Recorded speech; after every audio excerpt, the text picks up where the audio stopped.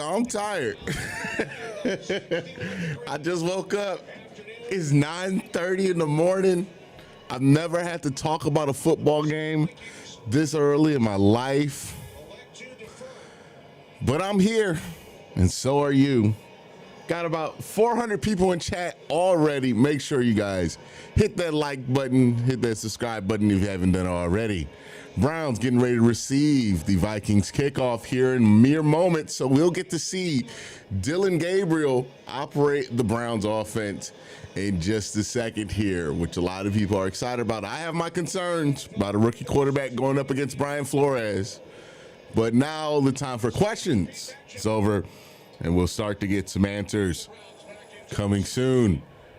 A low wobbler of a kick is going to give the Browns great field position to start. They're going to get the ball at the 40 here, and we're going to get a look at the guy out of Oregon, Dillon Gabriel, 5'11", 205 pounds, played 6 years of collegiate football, really good in all 6 of those years. The big question with him is his height.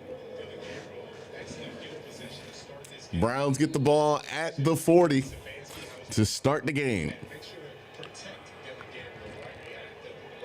Jack Conklin is back, by the way. That's a huge thing.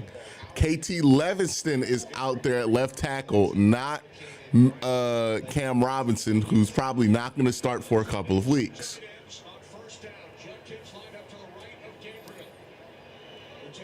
First snap here, it's a handoff to Judkins, who comes back across field and gets about 4 yards on his first run for 2nd and 6. Getting back Jack Conklin, I can't stress to you guys enough how big of a deal that is for this football team, given how they have looked with Corn out there.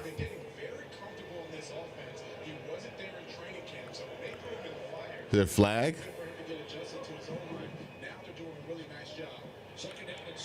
They're going to do another run here, and they're going to be in 3rd and short to open the game in midfield.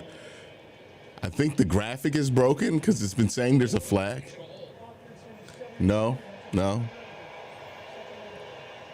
That flag graphic was up before the play even got started. Got a super chat here. Let's go, Dillon. Lead us to a victory. KT Levinston making it a little bit more difficult with a foul, with a hold here. Don't even need it there, too, you know. All right, now it's going to be 2nd and long here. You're going to force Dillon to have to throw. These are going to be the type of down and distance situations where Brian Flores is going to try to confuse the young quarterback. Let's see how he responds. 5 seconds on the clock. Dylan Sampson in motion. Browns try to get the ball out and throws to David Njoku across the field, and that's going to get pretty back all the penalty yardage and put it back in the 3rd short. Good execution there by Dillon Gabriel to get the screen back across his body. He was rushed a little bit. Low throw, good catch by David Njoku. Now we're back at 3rd and short on the midfield line.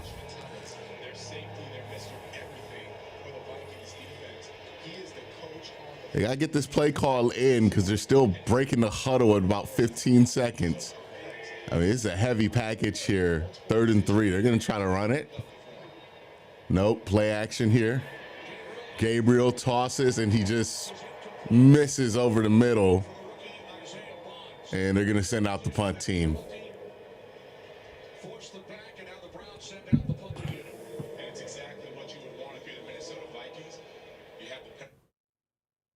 Yeah, there was nothing there. All right, so first drive, nothing really. Get good field position. The holding penalty is what holds you back. You have to use your screen call to kind of get you back the yardage that you lost on the penalty. You know, we know the offense is not going to have much room for error. They get a punt here and at least get this thing within the 10, win the field position battle. So you at least get that, right? So not a complete waste of the field position on that drive. At least you were able to use that field position to successfully pin back Minnesota's offense. So you put them within the 10. I think they're getting the ball right here. Where's that at? They're getting the ball here at like the 7 or 8. I think it's probably going to be the 8-yard line. So at least you got that here, right? So at least you got that win. Defense gets the opportunity to make that matter. Remember, Minnesota's missing 3 of their starting offensive linemen. Both centers that they brought are hurt. But once he starts to get in sync with this offense and the receivers, he's going to really start to throw the ball quicker and have even more production than he's had so far. Rich and the Vikings from the 8-yard line. The handoff formation. The X-49er gains 9 on first down. The Browns pretty much give them even field position. Well, no, even field positions of 30 now. I got to remember that. You know, old brain, old brain. A plethora of injuries on the Minnesota offensive line. Hubert making his first career start at left guard. Right, but there is one person that's there. We all know that he needs to have a great game. It's Justin Jefferson. See him going down into the slot. Really love the way Kevin O'Connell has used him. Motion, slot, outside. He's phenomenal. He's going to have a challenge against this Browns defense. All right, so they get the field position back, which again, reason why you pin them back, they can get a couple of positive plays. It doesn't put them in scoring territory. Now they're only at the 20. It's led by Mr. All-World, Myles Garrett, right? 6-time Pro Bowler, Defensive Player of the Year before. I mean, he has aspirations to be the MVP of the NFL, and he is that good. He has the best get-off of any defensive lineman in the NFL. Aggressive, violent, and when he goes and he plays, this defense is outstanding. Nice screen. Both teams open up with some nice tight end screens to take advantage of how aggressive pressure is going to be. Now, the same way where the Browns offense, you know, got derailed by a 10-yard penalty here, right? Browns defense going to need a negative play to slow down some of the momentum that the Minnesota Vikings are getting right now. This game put the offense in a second and very, very manageable, second and short, get the run game going, and then that's how you keep Myles Garrett off balance. 2 tight end set, second down and 1. Let's complete. First down. Taken out to the 43-yard line. By Justin Jefferson. Throws the tackle.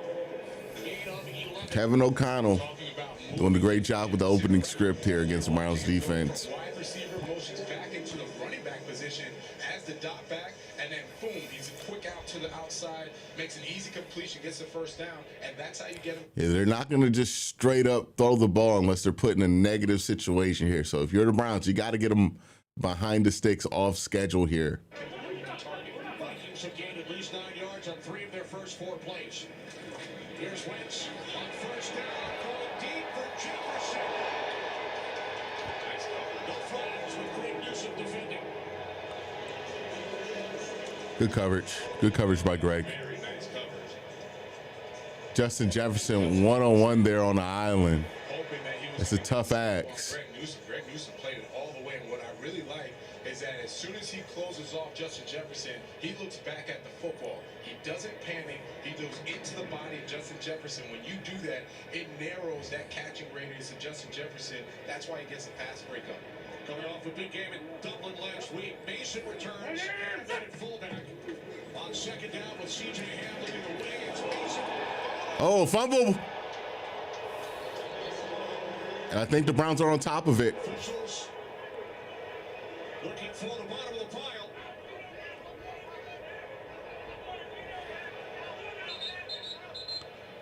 Still no indication. Yep, the Browns got it. Browns got it. Fumble here. Let's see if it's going to be it's going to hold up here. Greg Newsom, he's coming off the edge. Yeah, great job. That's going to be a fumble. Alex Wright pops it out here. Number 91 does a great job punching at the ball, and then the Browns right on top of it, and boom, ball back at midfield. Again, look, field position is so important. So important. Man, Browns better win it. I'm up at 6 a.m. to watch. Oh, you must be on the West Coast, my brother. Oh, my goodness. Oh, my God. I don't know if there would have been a stream if I lived on the West Coast. But that's why field position is so important, right? You give it like 40 yards on that drive. Like, that's one of the more successful drives the team has had against this defense all year. But since they start the drive at like the 4, at like the 8-yard line, they only get to the 48. And then they fumble at midfield. I mean, it was a drive that had no threat to score points, despite the fact that they had a decent amount of success. Now you get your bearings right under you. You know what they were going to do in that opening script. We know that teams against Cleveland, their best punch is usually going to be that first drive, right? Because that's where they have all their scripted plays, their nice little tricks, their gadgets, their end arounds, their misdirection plays. Now it's going to be easier for Cleveland getting behind the sticks. Once you get them behind the sticks, all that misdirection stuff becomes a lot more harder to do. Surviving that first drive and getting a turnover there and being positive in the turnover margin right now, big deal here. Getting the good field position to start the game. I know people might not think of it that it matters because the Browns didn't score any points, but the Browns only needed, 12 yards of offense to get the ball to the 50. Because they're at the 50, they get excellent opportunity to back up the team, the Vikings, into the 10-yard line. They're able to execute on that on special teams, put the Vikings at the 10, make it very difficult for them to be in positive field position, and that's the power of winning field position right there. Right. 6 a.m. shout out from the West Coast. Let's go, Cleveland. Appreciate you being here, Solvent. Appreciate the $5 super chat. Shout out to all my people out here watching this at all different times. Alex Wright making a huge play here early in the game. Presented by Pepsi Zero Sugar. And Dylan's going to get another strike at it. 2 drives here where he gets pretty good field position to start. Is the one that kind of wraps him up, and then there is Alex Wright. Good job by Greg Newsome being first on the scene there and just allowing other guys to come up there and make plays. Recovery by the Browns, setting up Dylan Gabriel, and this is the second time he's starting with some nice field position. From the Vikings 47. And a nice little lane here for Quincy Junkins. He gets open here, 40, 30, 25. Oh, he's at the 15. He almost did a bow and arrow and lost 15 yards. He had to catch himself on the celebration, but a nice block. And who is that block by? I mean, no more than a combination of Joe Bitonio, well, not Joe Bitonio, Wyatt Teller, and Jack Conklin. Shout out to West Coast folk already drinking. Go Browns. 6 in the morning drinking is crazy. It's crazy. But getting Jack Conklin back, man, it matters. The Browns have a 2-man stack here on the left side of the play. And a nice run by Junkins as he gets that extra energy going.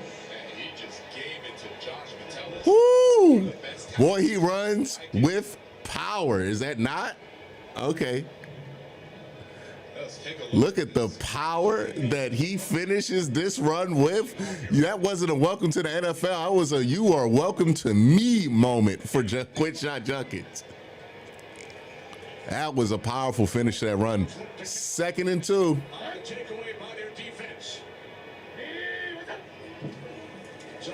Little handoff.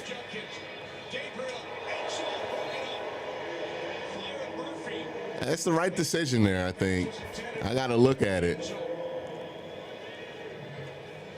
Well, it looks like the right decision. The ball comes out of time. Good play by number 7 there.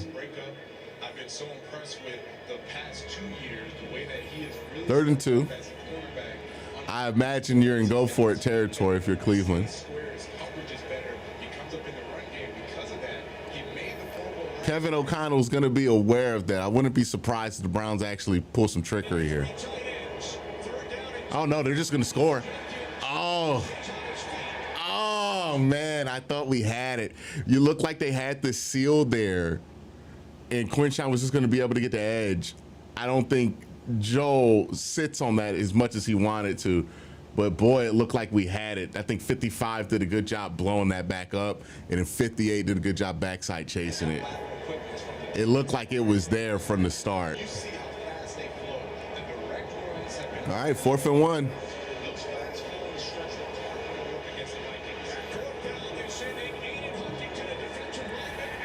And they get it.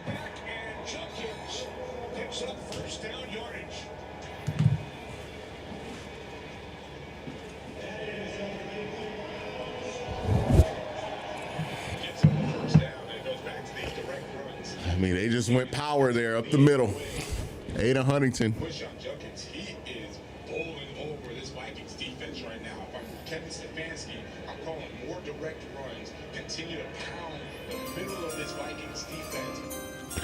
West Coast here. Let's go, baby. Hey, it's a lot of West Coast folk now here. Shout out to the West Coast, man. Jerome Ford with the run, and he'll get it to about the 1.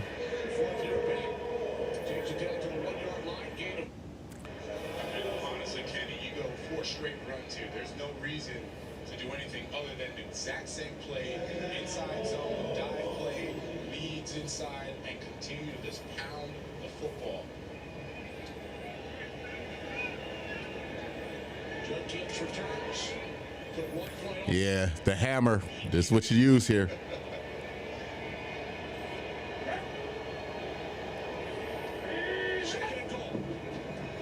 Little play action, and Fanning Jr. with the touchdown.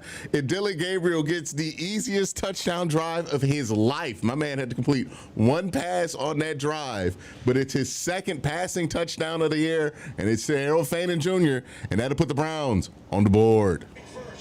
This is a nice job of Kevin Stefanski. Right. Run the ball. That's a defensive mind, right? Well, he said they're going to line up for all. Great job here. Good play call. Understanding just how aggressive, how afraid they were going to be of the run. You got great tight ends you can get the ball to. Good athletes. Let's use rookie to rookie here and get that first touchdown of the day. Schmidt makes the extra point right up the middle. Browns up 7-0. Well, that's fun. That's fun. Play aggressive. They want to force turnovers, and that's exactly what they did. Some big runs by Jenkins to set up the touchdown. Big first touchdown from Harold Fanning. Was I smart enough to start Harold Fanning this week? I think I was. Smart enough to start him in fantasy this week. So, you know, big shout out to me, man. Let's give a big shout out to me for starting Harold Fanning this week. But yeah, great job. You know, defense gets the turnover, offense capitalizes on top of it, gets a big chunk play from Quincy Jenkins, uses the run game. I mean, that was a all run game drive. If you're one of those folks who thinks Kevin Stefanski hates running the ball, that drive was for you, right? Which again, Kevin never has had an issue running the ball. He's always been amongst the top 5 in rushing attempts most years he's been here. But that was a Kevin Stefanski run the ball drive right there. Ray Rags 14 says through our super chat, Isaiah Bond seems to be the number 1 for the quarterback the last 2 weeks. That's not good. I don't think it's that Isaiah Bond is the number 1 for the quarterbacks here, right? I think Isaiah Bond is just, he's the one who's going to be running the deeper routes, the chunk plays, and the one that the team that you're playing against is going to be more okay giving single coverage to. So he's going to be the guy who gets the best opportunities. If you're playing the Browns defense, you're playing the Browns right now, you're going to key in on the run game. You're going to key in on David Njoku. You're going to key in on Jerry Jeudy. And then everybody else is going to get good opportunities after that. And I think you could say that Isaiah Bond's just the best player to meet those one-on-one opportunities and has the best skill set. So that's why it feels like he's number 1, but he's really not. If you look at the function of the offense, it's just kind of a function of how teams defend against the Browns. Richard Baker says, Q, you got the theater background. Good morning. Good to see you so far. Appreciate you, Chris. Let me read that super chat again. I didn't really get... Dressed with 661 pounds of toppings. Finally, serve on a plateau of your choosing. West Coast. Take advantage of the short field following the takeaway. 7 plays, 47 yards. Found the touchdown. Jenkins gained 43 on 4 carries. We've seen this from the ground. Got another super chat from Mighty who says, is Kevin undefeated in scripted drives? Well, that wasn't a scripted drive, you know. That was, gotta make sure good coverage on the kickoff. Oh, there's a flag. Hopefully it's on them. I don't think it is. Oh, it is. So they're going to have bad field position again. So remember last week, we were talking about how the Browns were losing the field position battle drastically versus the Lions. A little bit of a reverse situation here. All right, Richard, my bad. I got your super chat back up. Q, you got a theater background. We getting any British accents today? Brother, if I had a British accent, I'd be still acting. This Browns front four said that they are the best 2 deep front four in the NFL, and you kind of look around the league, and I agree with All right, so the Browns get them in negative field position again. Getting a negative play here to start the drive would be huge here, right? Just get them behind the sticks. Then you can start pinning your ears back and attack them. They get the run play, but they get the positive yards on first down, and that's not what you want. That's exactly what I'm talking about with direct runs. So you see the quick influence trap, gets them a nice gain, and they go up tempo for the second down. It is 2nd and 3.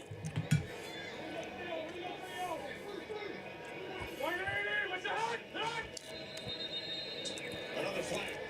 That's going to be a false start on them. Yeah, so how Minnesota's playing on offense right now, they're scared to death of the Browns' defensive line. I mean, it's clear, right? They're doing a lot of bullshit trickery to try to maneuver right now. Vikings offensive line without starters. Donovan Johnson, Ryan Kelly, Brian O'Neill, Michael Jordan's also out. Darisaw is back. Missed a couple of games.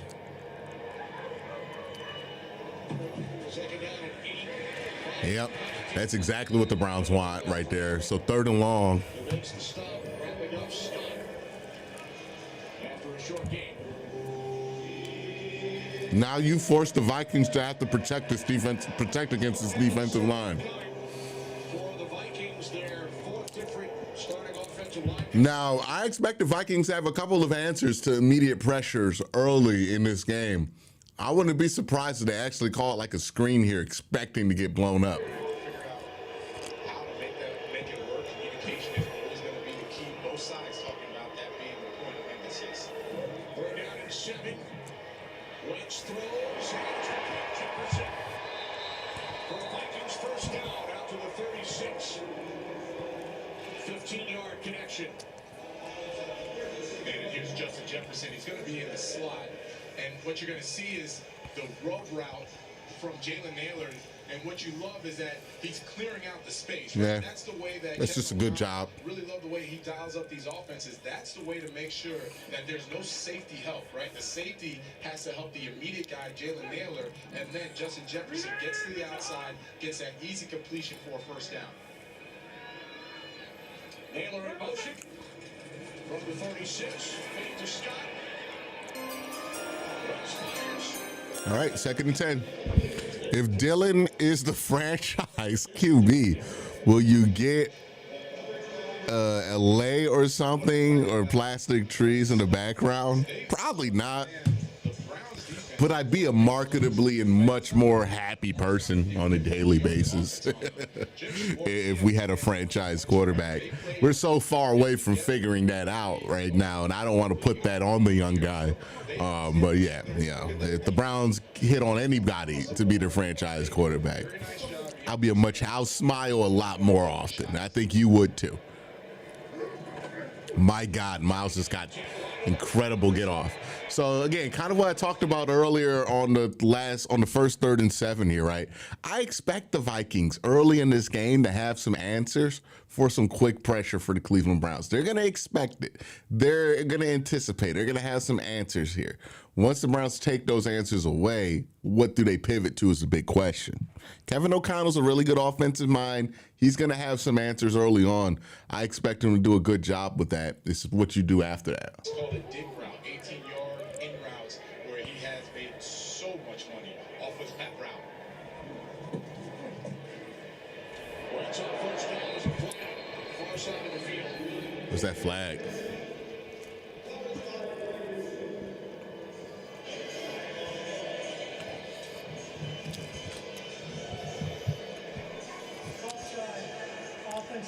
That's big. So 1st and 15, they move back 5 yards. Keep the NFL in reach all season long with NFL Plus Premium. Get live local and primetime games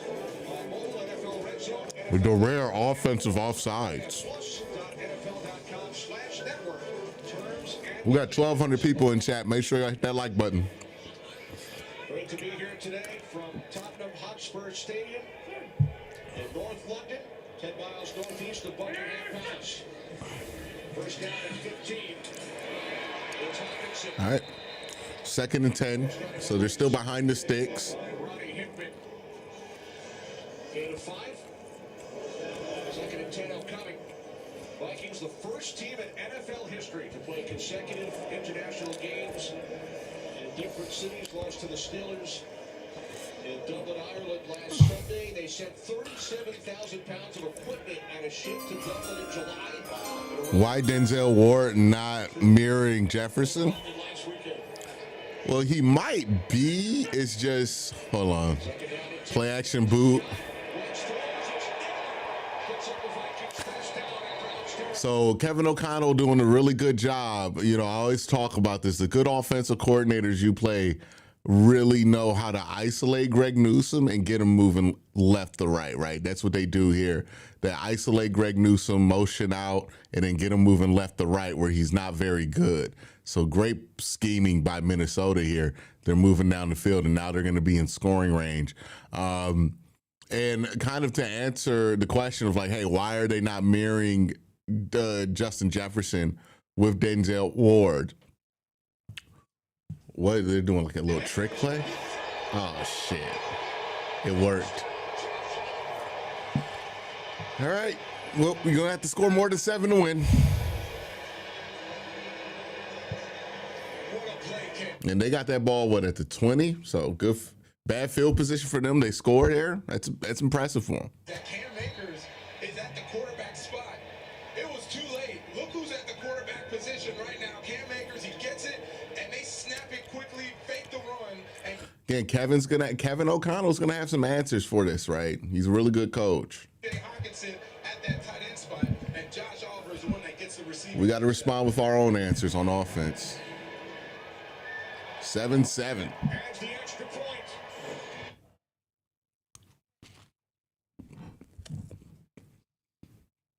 Josh Oliver. The Vikings have tied the game at 7. Okay, your home, auto, and business vehicle are all protected with Progressive. Nice. It gets a bit overwhelming running a business and a family. Ooh, sounds like someone could use a vacation. A what? Yeah, it's a great call. Taking a break. It's a great call. Defense is not off to their best start. You know, this is more how they looked against Cincinnati at the beginning of the game, right? You know, a little bit off to a slow start, not really getting the pressure that they want up front. You know, getting beat, I think, a little bit more than they expected. I think what's happening here, too, is the Browns, you know, they get excited. They see that there's 3 guys missing on that offensive line. So they're trying to get upfield as fast as possible. Or if they do, they feel like, you know, that's got to be because they're so good. And the Vikings are doing a great job of attacking that. Someone said, love you, bro, from Chubbs. Love the Browns. Big ups from Hawaii. All right, man. Big shout out to Hawaii. I didn't know we had. What time is it in Honolulu right now? It's got to be like early as hell. Got to be like, what, 4 in the morning in Honolulu? Somebody tell me what time is it in Honolulu.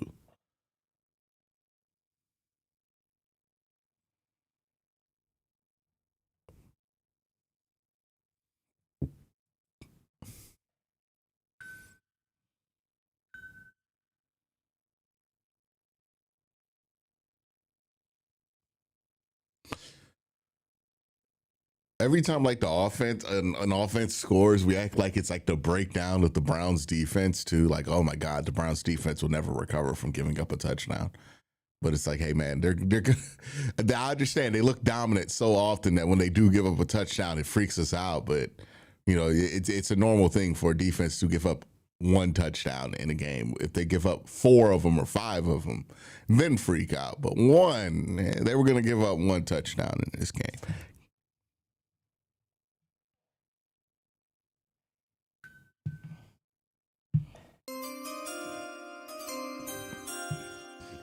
$4 a.m. in Hawaii?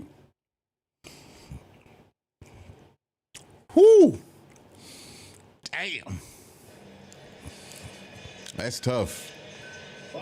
Well, I guess you're already used to waking up like 7 a.m. to watch the games normally, so 4 a.m. is just a little earlier. But dude, that's early. I mean, that's not even early. That's just late. You just gotta stay up late at that point, right? I mean, Starbucks ain't even open at no 4 a.m. Kevin O'Connell, nice execution by the offense.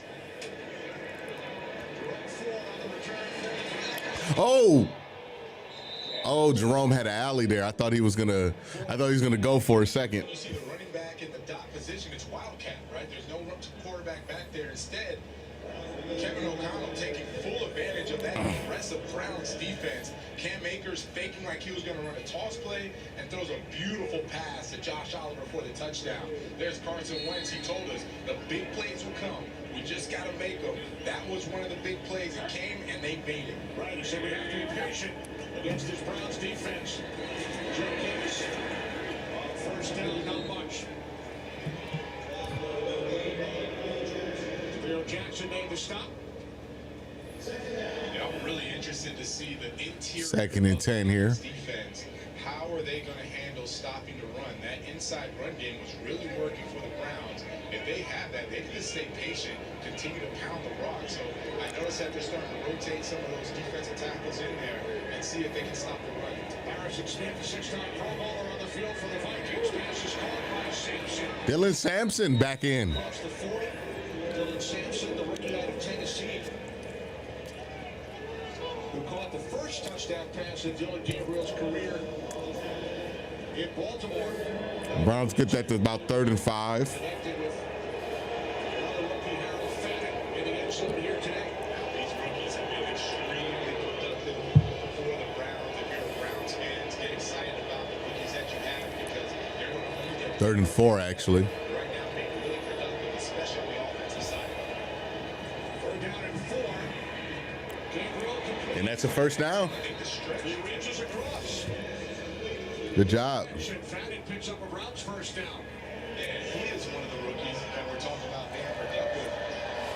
Kevin Stefanski actually went out to Bowling Green. He wanted to make sure that he had a strong football IQ because they ran no huddle at Bowling Green. So he goes there, interviews with Harold Fannett, and he said, They're going to try to get Dylan into a little bit of a rhythm here. this guy knows They got called timeout. high football IQ. He knows how to run routes. You see how good he is in the passing game and in the blocking game as well. And now he's lined up at fullback position. Robert Cannon, Ohio, home of the Pro Football Hall of Fame. Here's Jenkins. Great run by Junkins. Junkins is free. Junkins is loose. Tanny. Oh, there's going to be a hold here. 2 penalty markers down. Yeah, there was something before the snap. I saw Kevin screaming about it. Scott Novak will huddle up with a couple of other officials. Looking at the body language of the Browns, I think might be on the offense. There are 2 fouls, both against the offense. Holding, offense number 16, that penalty is declined. Holding, offense number 44, that's a 10-yard penalty. First down. So 2 Cleveland penalties on the play. Yeah, the first one was on Fannin, lined up on the left side, and Yeah. it's a clear hole right there. That's all. I don't think people realize the wild card play can go wrong if he's trying to hold that ball. Normally, the way the line plays, it's a run. They can go fairly and get a penalty. Penetrate for the Yeah. Vikings. You have to adjust to their lateral speed. All right, 1st and 20. So quickly, kind of surprised Harold Fannin, which is why he had that holding call. All right, this is going to be a tough spot to dig out of for Dylan here. It's a first down and 20 from the 34-yard line for Gabriel and the Browns. Trying to swing it out. That's a batted pass there. He's off to a So 2nd and 20. season. Had a couple of sacks in last week's game. He got a piece of it. And Jalen Redmond, he's been having a phenomenal past 2 or 3 weeks, really starting to come into his own. Nice job just reading the quarterback's eyes, matching his hand. When we asked defensive coordinator Brian Flores about him, he said he was basically a training camp body. We brought him in. He was undrafted, played in the UFL, and he's earned the starting spot. Right, that's the beauty of training. First empty set. The expectations were that he was just going to be a body. He starts playing and performing. It's a performance-based business, and he now earned the starting spot. Pass is caught by Fenton on 2nd and 20. As time winds down in this first quarter from Tottenham Hotspur Stadium. Good protection by Jerome Ford there. Going a takeaway by their defense. Gabriel to Fenton in the end zone. And then Cam Akers took a direct snap for the Vikings. Found Josh Oliver. All right, so it's going to be like, what, 3rd and 13 or something like that, or 3rd and 15? It's going to be tough. Yeah, the holding penalty sucks. I mean, Quincy scored a touchdown on it, but he scored the touchdown because they held.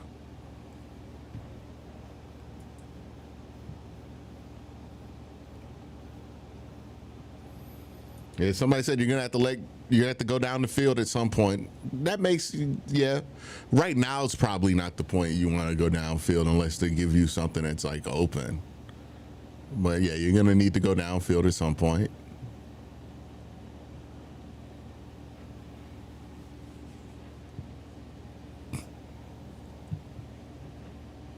Enjoy together.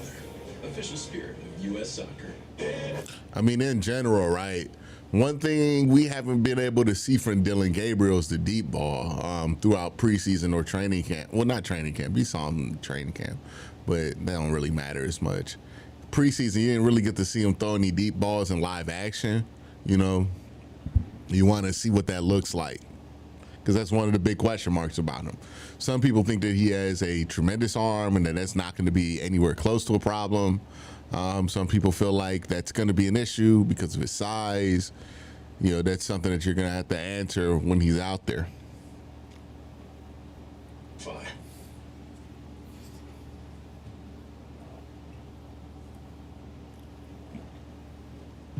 In his hot and spicy wings, he needed the perfect pairing. So he invented the potato. No need to look that up. It's true. The Colonel lived so we could chicken. Backed by obsessive demand, KFC wings and wedges. Saquon Barkley can't wait to try Little Caesar's new cheesesteak crazy puffs for only $3.99. Can I take a little nibble? Let me show the delicious sliced steak and onions first. Now? Okay, you deserve it. Get new cheesesteak crazy puffs for $3.99. Little Caesar's is the real deal. Pizza, pizza.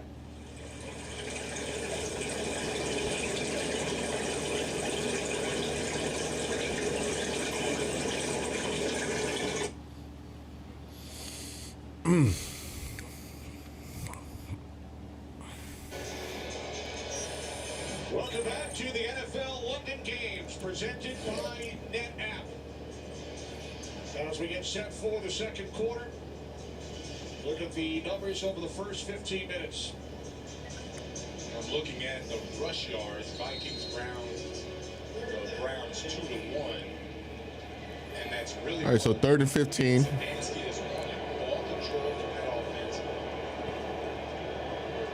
Ah, come on, can't have that. Yeah, just run the fucking draw and get the ball off. Moments ago, Sarah Walsh chatted with Vikings head coach Kevin O'Connell. Cam Akers just elevated from the practice squad this week, throws a first quarter touchdown. What made you dial up that play? There's... Getting right off night shift in the West Coast and immediately into a Browns game is nice. I like Gabriel's pocket presence also. It's another penalty here. So much, thank you. Yeah, Gabriel's been good getting the ball out quick here, but there's another penalty here. I think it's going to be on the Browns. Legal formation on the offense. Number 68 was in the backfield. That penalty will be declined. 4th down. Number who was in the backfield? 68? Cam Akers have quite a history. O'Connell was the offensive coordinator with the Rams when they drafted Akers back in 2020. They spent a couple of seasons. So drive derailed there by penalties, right? They had some promise, had some momentum, derailed there by penalties. You at least get the opportunity here to pin them back here. This was his first pass attempt in the NFL. It's making me wonder, did they practice that in the Rams days? And he just kind of carried it over, just holding it in his back pocket, right? Just a little trump card for a rainy day. Before he announced and they got the touchdown. Yeah, pulled it out on a sunny day in London. Not great punt there. Where'd that ball go out of bounds? I think it went out of bounds at like the 21. And Browns tied 7-7. So Bojorquez doesn't take advantage of the opportunity there. Yeah, I think that ball bounces at like the 20. Ugh. That you can watch them back. All right, need the Browns defense to start looking like the Browns defense, right? I think that's been a big issue at the beginning of this game.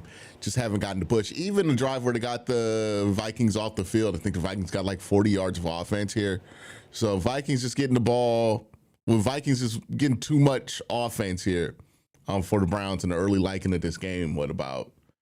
They got to have over 100 yards of offense, which is rare in the first half for a team going up against the Browns. So, you know, not a hallmark day for the defense right now.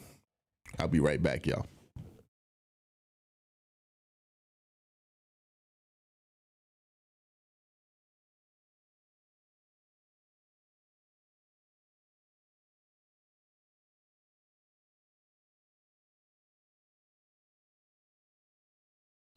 While we have a few seconds here, I want to talk about my sponsor today, Sleeper. Sleeper sponsoring the stream. We have, these are the old bets. Let me put the new ones up so we can look over those. Yeah, because these are old.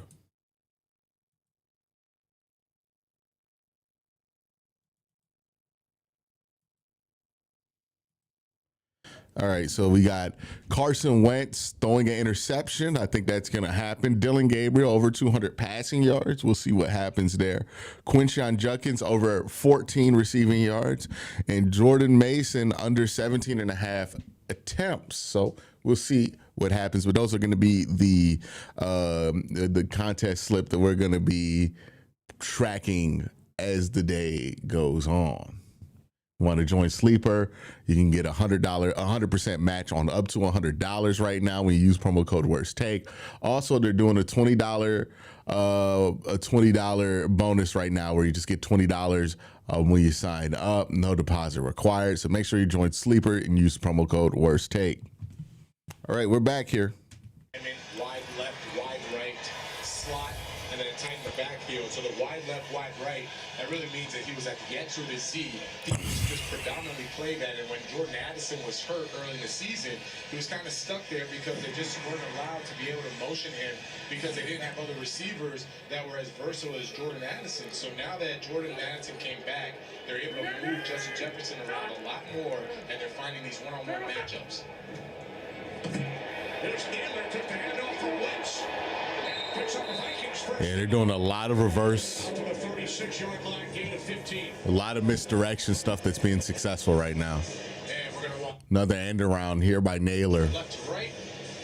He's going to pick this up, a fly sweep, and what you like about this is how quickly getting around the corner. Alex Wright, before he even recognized that Naylor had the football, it was too late. He was already around for Now the give to Mason, his first catch. Great tackle by Devin Bush there and Carson Sweater. Great combo. That forces second and 10. Coming for the Vikings. This has been a really good chess match early on between O'Connell and Jim Schwartz. Both of them, a ton of respect for each other, recognizing how good the other one is. And the chess match has really been the balance of Vikings offense, not just run-pass balance, but inside and outside, keeping Jim Schwartz off beat of when he wants to call those blitzes and dial it up. Wentz on 2nd and 9. Catches And the Browns are there. It's going to be 3rd and 9 or 3rd and 8. Wentz and Schwartz. Maybe he got a yard there. Schwartz, the defensive coordinator. See, the flag indicator was up before the play. To the championship, but Which one? For the holding on the Quinshawn run? Wentz hadn't gotten hurt. He said he would have been holding the trophy at the end of the year. And I 100% agree with him. I remember that year, Wentz was playing the best ball of any quarterback until he got hurt. I mean, it was like he arrived, right? Where everyone thought they got their guy for the next 10, 15 years. He was playing that well. He's fighting for his 6th different NFL team the last 6 seasons. Not enough pressure here at all. Good defense. They're gonna call pass interference on that? Are you kidding me? Well, the quarterback was in the pocket. They were contact on the defense number 26. 5-yard penalty on that first down. What? That's Miles Harden. Illegal contact on Miles Harden while the quarterback was in the pocket. So what? They're First down. So the third down. can we see that? Potentially give the offense a good field position instead. You have the penalty. Now it's 1st and 10. We've set it down for this Vikings offense. We're not getting enough pressure right now. Toss to Scott. Yeah, they've really done a good job of taking the Browns' pressure out of it by constantly misdirecting them. Now the Browns aren't really confident in which direction they should be going. If they go north, they're not really too confident in it because they're worried about something coming around the other way like that, you know. Defensively, Carson Schlesinger, a phenomenal rookie. He's playing every snap, calls the plays, does a very nice job for him. But I know at that The first flag of the game? Oh, yeah. Yeah, I saw that. I talked about it. guards pulling one way, and then the quarterback flipping it out to Xavier Scott going the other way. You have fly sweeps. You just have it's really, really hard to just focus in and lock in because Kevin O'Connell has your eyes going everywhere with this offense. With Miles Garrett on the sidelines, waits on 2nd and 1. Look at all this time you're just giving them. Incomplete. Are you going to call another flag? Looking for Jefferson. With Denzel Ward. No, we're good. NFL game defended. But again, look at all this time that, you know, Carson Wentz gets here. Coverage by the Browns. Carson Wentz stepping into it. Justin The only thing that saves you here is that Carson Wentz just makes a bad throw. Garrett back in. 3rd down and 1.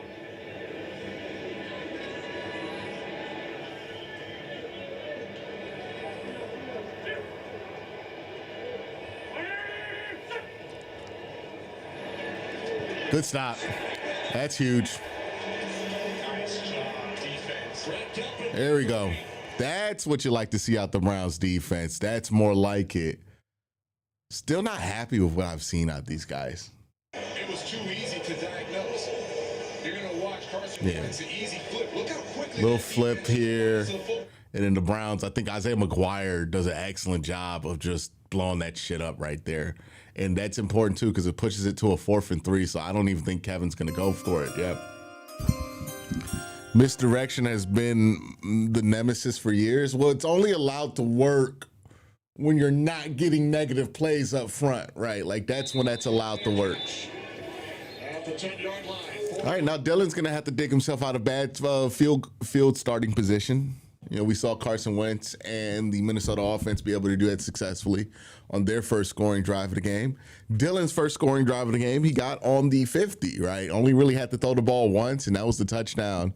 Only had to complete one pass, and that was the touchdown to Harold Faden.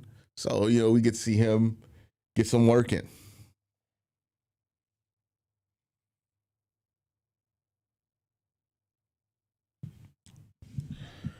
How's everybody doing? Everybody wake up yet? It's like 10:20 here on the East Coast. I know some people are watching in the West Coast like 6 a.m. We've even gotten some people out there in Hawaii, you know, watching at 4 a.m. My goodness. At least like 5 a.m. now. Yeah, but the defensive line, they just have not been satisfied with what we're seeing right now. This is just not just because the Vikings have 3 offensive linemen out, but just in general, it just doesn't feel like the same level of effort that we're used to, the same confidence on the defensive line that we're used to. And we really need guys to get stuff going here. And, you know, when you're in a situation like that, that's where you lean on Myles Garrett more.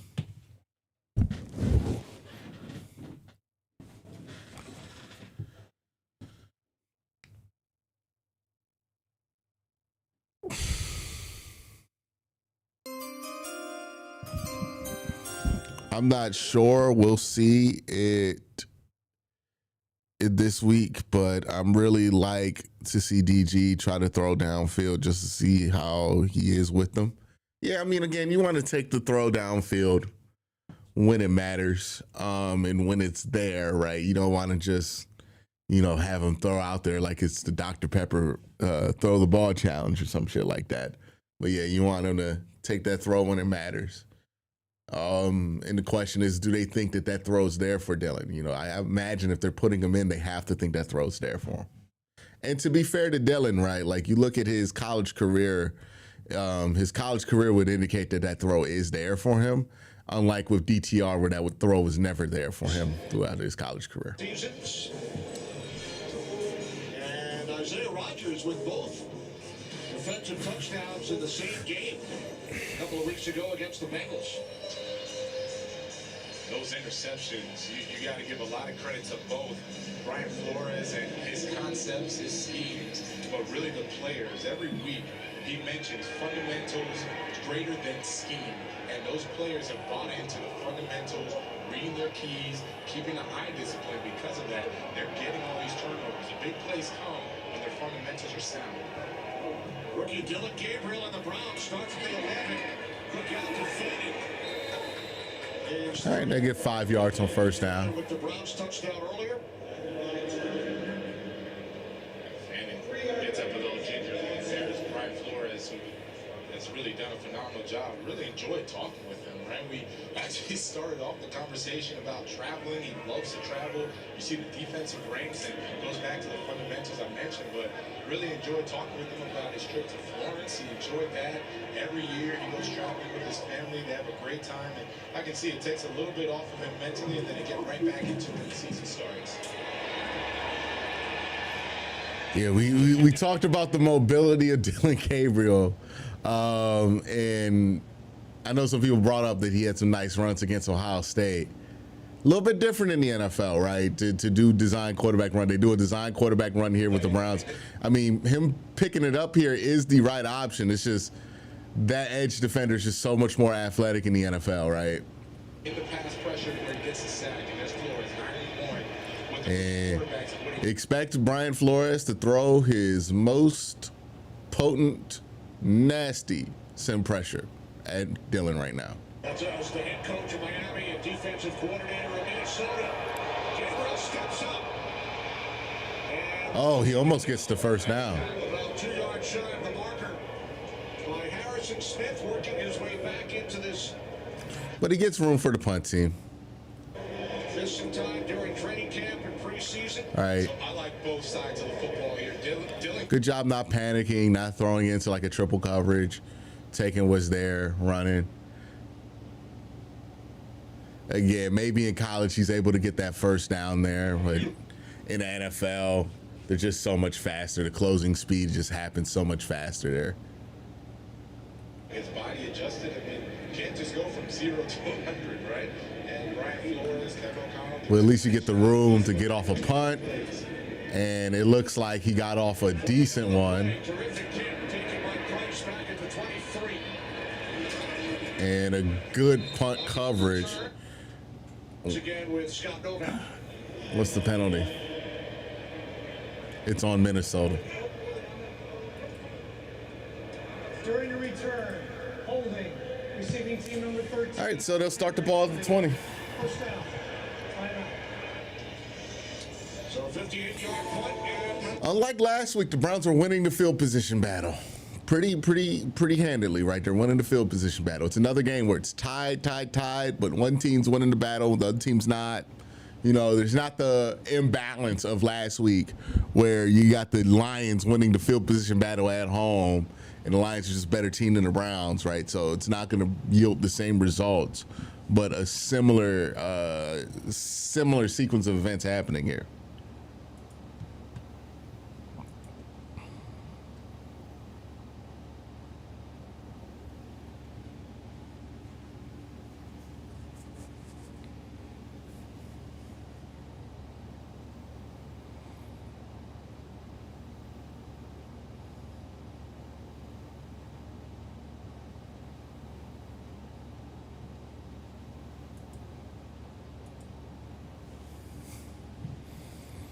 People doing the usual stuff in the chat. I checked on the chat. I'm like, are they doing what I think they're doing? Yeah, they're doing this same shit that some people do every week, which is come in here, argue about who should be playing and who's not playing, and if we've seen enough. Really haven't been able to see much from Dylan, you know what I mean? I think he's managed the offense well. He's not put the ball in danger. So that's positive. I think the passing game, when they've gone to it, it's been more consistently positive than it was with Flacco, which isn't saying much.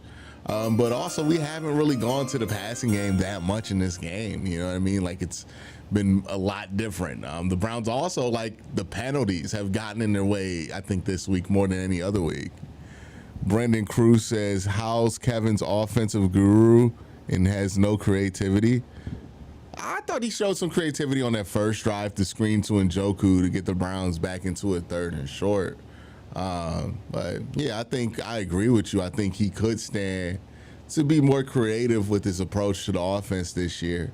I think in his attempt to go back to the basics, he kind of went away from some of the other wrinkles of the offense that Kevin does really well. And I think it'd behoove him to go back to some of that, because we've seen Kevin have a tremendous amount of creativity, especially when it comes to the tight end screens. He's done a great job with that, and I just don't think that's been available to him for whatever reason. He was there when Adrian Peterson set an NFL record back in 2007 with 296 yards on the ground. Wentz was 14 years of age at the time. And so it was really cool to pull out the uniform for his first home start. Good job by Mason there. To the 18-yard line and Scott. It was interesting to talk to him because that was the only time when he made his first start that his family actually came, and it was something a little more personal, right? Usually NFL, you understand, take the emotions. It's a great job by Mason. And he said the other times when he had started and he was playing, they didn't really come out. It didn't mean as much to him. This time it meant a lot, and you can see that it's really personal for him. He's really enjoying the moment. He's living through it, and he's playing really good football for Kevin O'Connell and the Vikings. Rookie last season, J.J. McCarthy missed the entire year, started the first 2 games. That's out of bounds. Wentz throws it away, McCarthy. 3rd and 6. All right, get him off the field here. You get him off the field here, you might get good field position back. Wentz making his 3rd straight start and his 3rd start overseas. Look at some of the key games later today.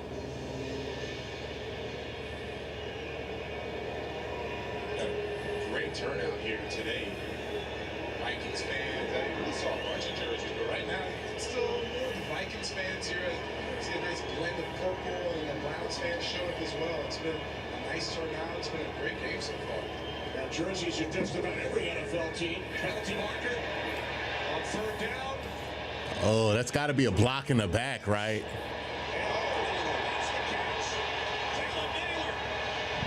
I wonder if this is coming back, because that came out near the secondary. And I feel like there had to be a block in the back there also. I think that's either it's either offsetting or coming back. Yeah. Offside, defense number 95, holding, offense number 64, those fouls will offset. Yeah. I wonder, did they call the Mason Graham one? First is on Miles. You'll take that, obviously. Yeah, Miles offsides. That's the offside. That's the offside. And then, okay, Mason Graham. That's exactly what I saw, too. The block in the back, the hold there. They're going to call that every time. That's a nice shot. That's Carson on Carson. All right, 3rd and 6 again. Miles coming off the field. Center, and he's the one that held on Mason Graham. This is his first time playing center. We haven't called his name. Usually, if we're not talking about the offensive line, the Leeds are doing a good job. So, Blake Randall holding his own right now. We're down at 6 following the offsetting penalties. Pressure here, and Schlesinger. Oh, did he get that? No, short. Looks like he's marked a bit short. Said his knee came down.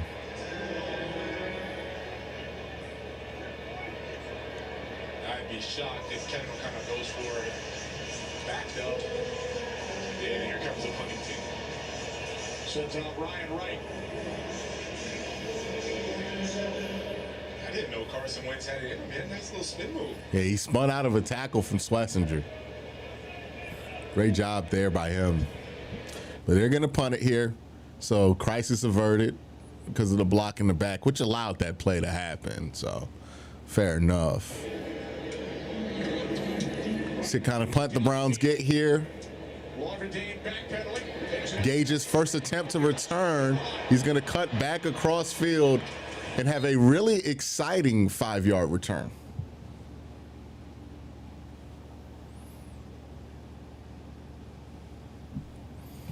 Yeah, well, he caught that thing at the 23, cut back, and got tackled at the 25, 26, 27. So very exciting 5-yard return.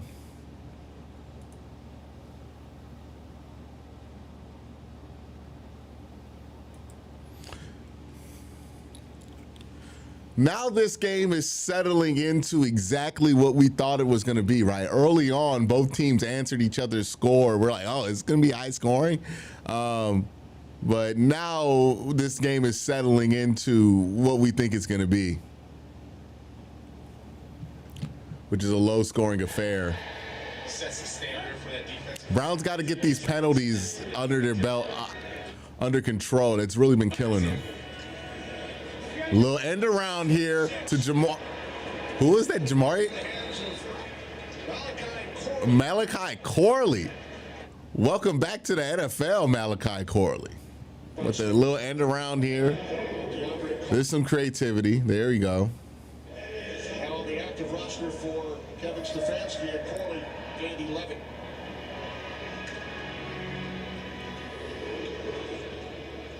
It's a nice balance by the Cleveland Browns. It's exactly what Kevin Stefanski told us he wanted.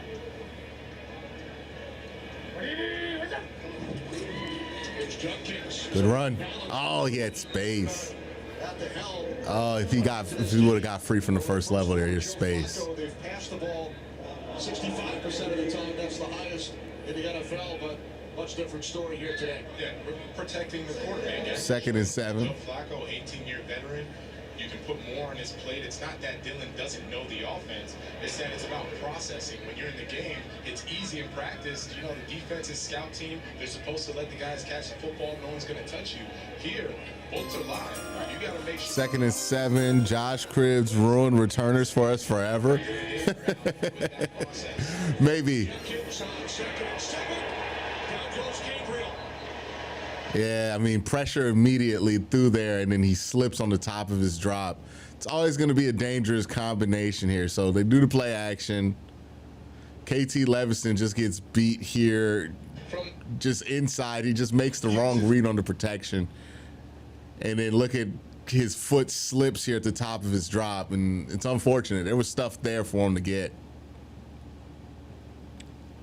Yeah, but a protection bust, you know, get you sacked there. Now it's 3rd and 13. Hawkins, 5th round pick out of Georgia, his first NFL sack. 3rd down and 13. Downfield. Back to make the catch is Jerry Jeudy. Isaiah Rodgers is adamant that the ball hit the ground. Cleveland Browns are going quickly. Yeah, quickly back up to the line. Yeah, let's take a quick look at Jerry Jeudy. Yeah, couldn't tell from that angle. The play has been run. Throw. There we go. By Kevin O'Connell. I didn't get a good look at that.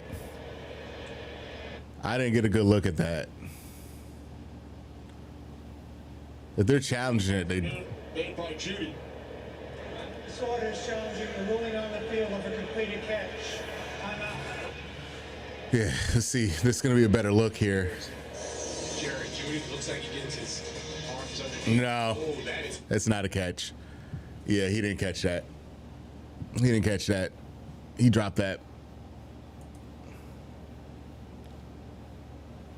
We didn't get it off quick enough.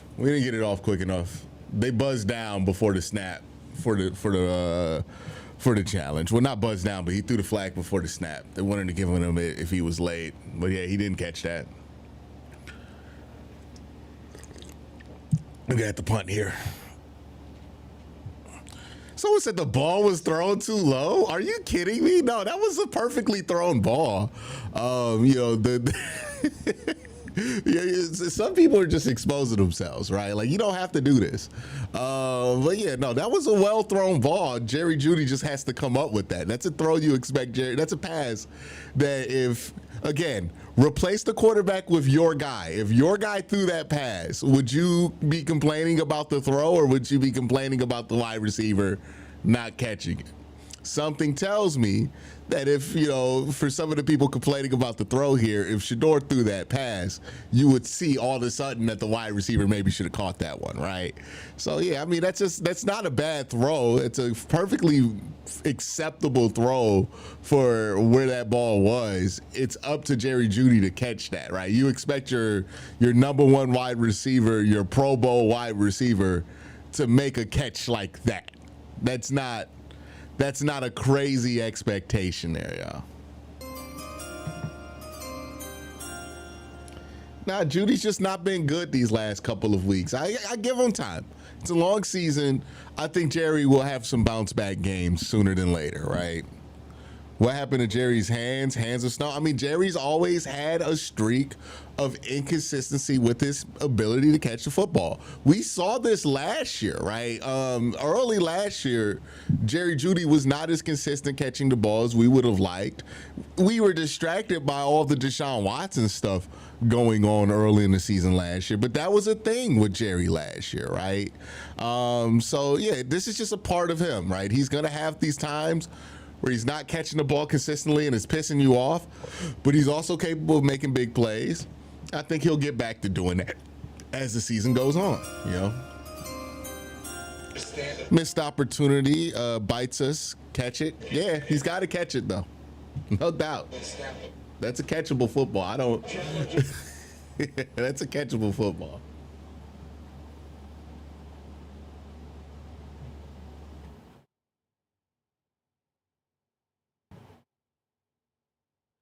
I mean, that's not even making a play to help your quarterback out. That's just making the play, right? Like, that's you're not even helping the quarterback. The quarterback helped you out, got the ball to you. That's just making the proper play. Great pump by Borges. Judy, another saying, Braylon Edwards. Nah, again, I think the end of the year got people kind of thinking that Judy was something that he's not. And Judy's a good player. It's just he's going to have these moments where he's not catching the ball as consistently as you want him to. This has always been something that's popped up with Judy throughout his career, especially when he has to make catches through any kind of physical contact. The Rams and Jaguars. You know, like, we'll see how he finishes the year off, but that's kind of what happened last year. You had a lot of situations like that last year and then finished off the season strong. First down. Gain of one, Jordan Mason.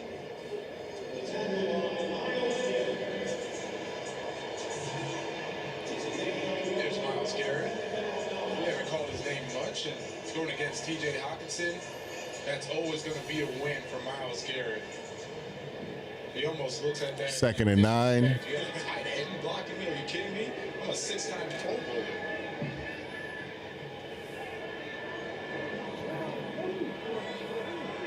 NFL Defensive Player of the Year 2 seasons ago. Second down and 9. The defense. You think confidence is partly to blame for the drops? I think he's out of rhythm. I don't know if it's confidence. It don't look like confidence. It just looks like he's out of rhythm. Maybe he's in his head about the drops right now. He needs a big play. That's what I think Jerry Jeudy really needs. He needs a big play, kind of reset mentally. Was the last he knew that, as he referred to him. All right, 3rd and 9 here. Great Minnesota Viking Alan Page was the prior defensive most valuable player before Lawrence Taylor. But I am going to speak for Myles Garrett. He looks at his play. He recognizes he's as good as any player in the NFL and should be in conversations for MVP. Broke out at 9. Wentz. Oh, he got free, but not that free. Needed to get to the Boy, Carson Wentz don't move like he used to, man. Oh, my goodness. tackle once again. Yeah. That is, I remember what Carson Wentz used to look like. I watched Carson Wentz play when I was in college against Youngstown State. Unfortunately, he was hurt the game they came to Youngstown, but he did play in the Fargo Dome against them. And man, he used to be a tremendous athlete, and then he can't cut anymore the way he used to. As much as he can, but you got to. On a positive note, that was a nice play by Gabriel on the 3rd and long. Yeah, that was nice getting through the play. You know, he does the one thing from Dylan Gabriel you got to give him credit for early on here. The production, good return by Larvin. The production hasn't been amazing, right, from Gabriel in this game. I don't think anybody would make that mistake and say his production has been amazing. But what you have seen is a rookie quarterback in a tough situation, and he has not looked overwhelmed yet, which is good. Now, again, there's a whole lot of football to play left in this game, but that's what I've appreciated from this performance from Dylan. That, you know, he doesn't look overwhelmed. 3rd and 14, they're throwing a lot at you. He didn't look overwhelmed. The other 3rd and 8, where he was basically, you know, in his 8-yard line, didn't look overwhelmed. So for Dylan, you know, these are the things that you want to see, is just him not to be overwhelmed. He seems ready for this, right? Quarter, Gabriel and the Browns start from their 44-yard line. Browns offensive line wasn't ready for that one, though. Is Levi Drake Rodriguez, loss of 4 on the play. What happened there? Both offensive linemen just whiffed on him. It's the vets, too. It's the vet side of the line. And now we're putting ourselves in. Gabriel on the slant. Complete this time to Judy. That's his first reception. All right, they're bringing it 2nd and 7. Gain of 6 as we hit the And 2-minute warning here. They got that ball and play off so quick, I don't think the television broadcast caught it. Yeah, the television broadcast barely caught it. It got that shit off really quick. All right. So what's that going to be? 3rd and 7? It's got to be 3rd and 7, right?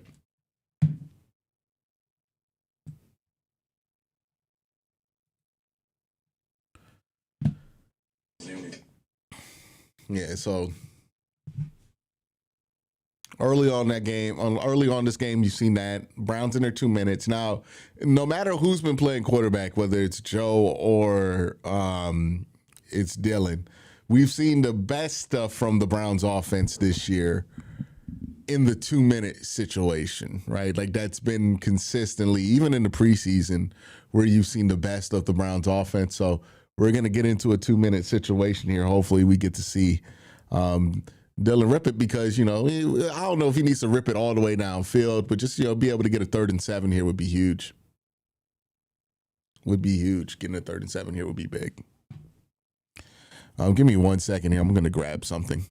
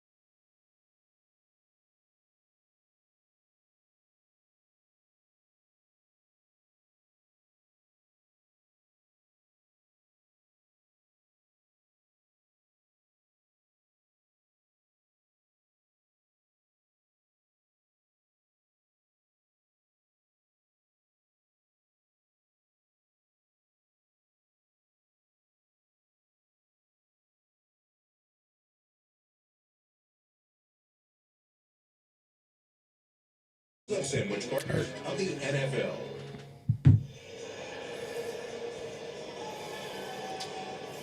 Just the last play by the Vikings offense as Wentz took off, and then Schlesinger brought him down. Is Wentz injured? During the break, Jonathan, we saw Carson Wentz head into the blue medical tent. Yeah, Carson Schlesinger put a shot right on that left shoulder. And then you're going to see him kind of trying to work out that left shoulder before he goes into the blue tent. All right, 3rd and 8 here. Meanwhile, 3rd down and 9 for Gabriel and this Browns offense.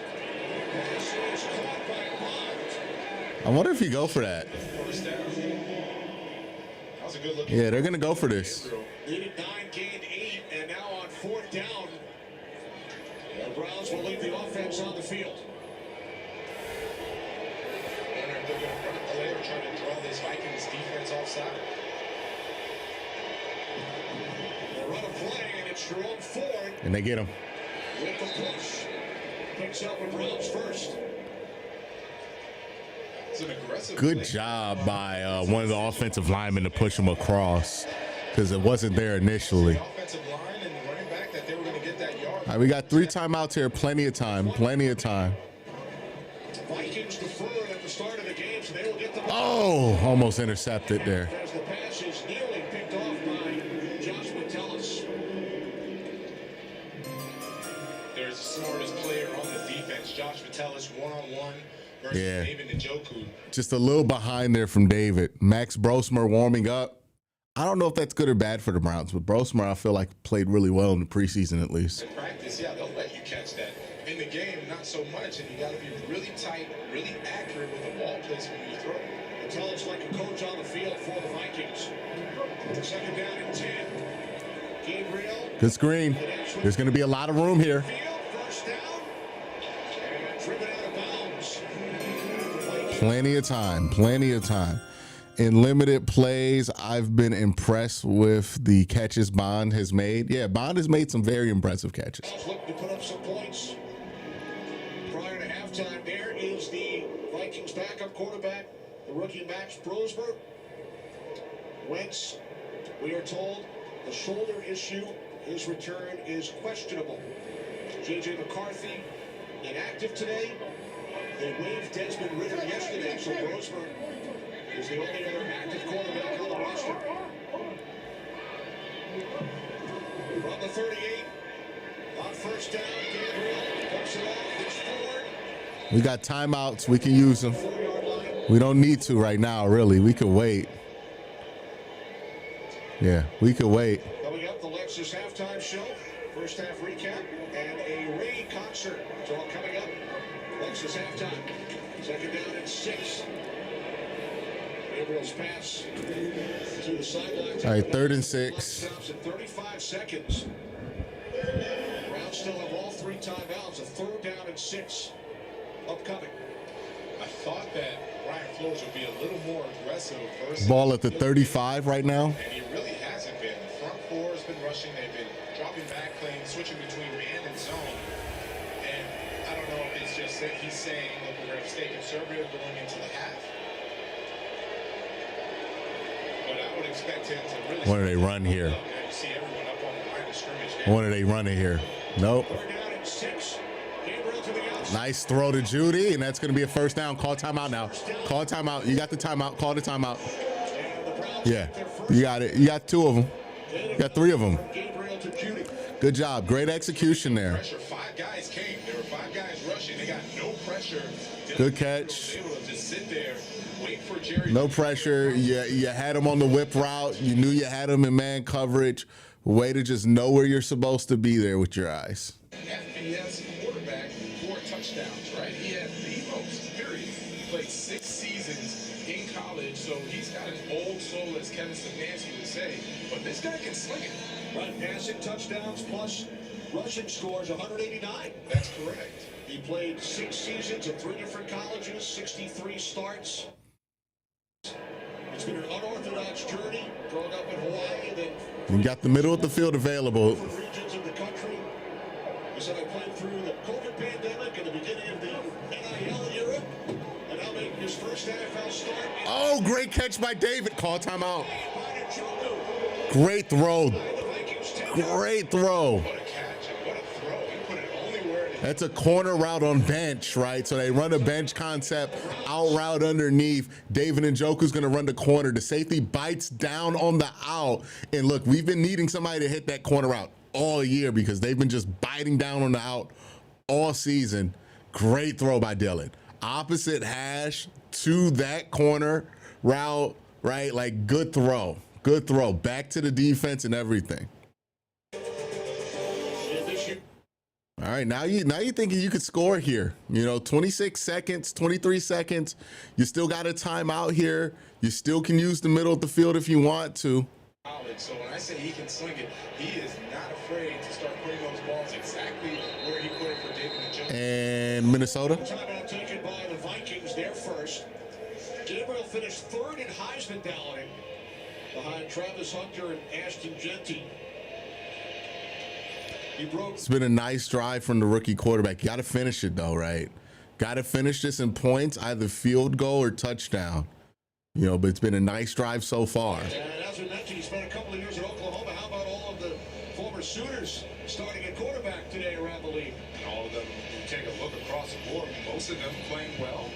It's up for the fans to decide who's not. I'm not going to sit there and speak disparagingly about any of them, but it's still impressive to see all 6 starting across the league. So for Gabriel and the Browns, first and goal from the Vikings 9. Cleveland with 1 timeout remaining, 25 seconds. All right, you had to try it. Timeout. Use their final timeout. Ivan Pace made the tackle. Timeout. Give yourself a couple tries here. Second and goal coming up, down to 20 seconds. This is a really nice drive and a big confidence booster for Dylan Gabriel. Because they were kind of sputtering a little bit as expected, right? And it's been very conservative. We talked about how by design the receivers weren't getting much of the catches or any production, but this is a really nice drive going into the half. His father was a quarterback at the University of Hawaii. Loves football. Named his sons after Corey Dillon. So Dylan Gabriel named after Corey Dillon. Although he told us they almost went with Brady Quinn. Almost named him after Brady Quinn. Oh, good God. Thank God they didn't do that. Again today, right? Brady Quinn. And his brother's named after Garrison Hurst and Roman Gabriel. True football family. Second and goal. Dylan Gabriel. Oh, shit. Deflected. No. Woo. Down to the arms of All right, third and goal. Fields. What happened there? Boy, the Browns got lucky. There's only so many times you're just going to do. Yeah, I think the edge just got a hand on him, right? Yeah, the edge just beat Leviston, got a hand on him. Dylan Gabriel's. Super chat from Ray Rags. I'll get to it in just a second. We'll see this third and goal. Now third and goal. 16 seconds. No timeouts. Minnesota. Vikings use their second. All right, we'll get to your super chat now. Yeah, that was pass protection that blocked that pass. Not really height. That just he got a hand on him. It's actually a good thing that ball went out of bounds. He was able to push it out of bounds still. I'll spend money to say this. Judkins isn't in the field because Ford is better at pass pro and is better at catching out the backfield. Calm down, chat. He's fine. Well, you're also just going to give Judkins like breaks throughout the game because you want him to be fresh in the fourth quarter when you're really going to lean on the way this game is going, too. Especially in the 2-minute drill where he's not going to get a lot of carries. Ah.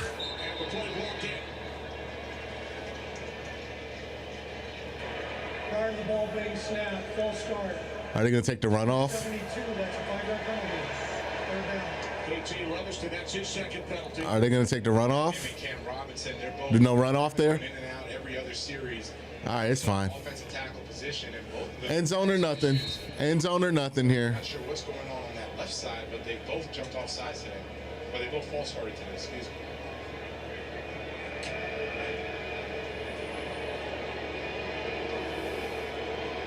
Three wide receivers set, 2 tight ends. Hey, if they're going to be that far back, you might be able to get something.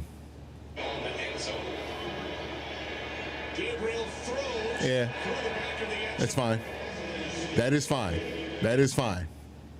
Football, so Just get the the points. Vikings understood the assignment. They knew that you sit on the goal line, force anybody to get in front of. It's a good drive. Everyone in front of you. It's a really good drive there, right? Dug out of a 3rd and long situation. Let's get the field goal. Let's get the points here. You got to feel pretty good about yourself, either Browns, right? If you get this field goal, you're up 10-7 going into the half with a rookie quarterback. 31-yard attempt, Andre Smith. Get the game winner Jenkins would have been better than Levinston. down.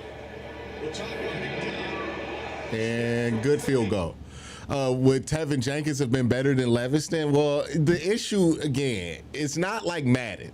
You can't just throw somebody out there because you think they have a better overall, right?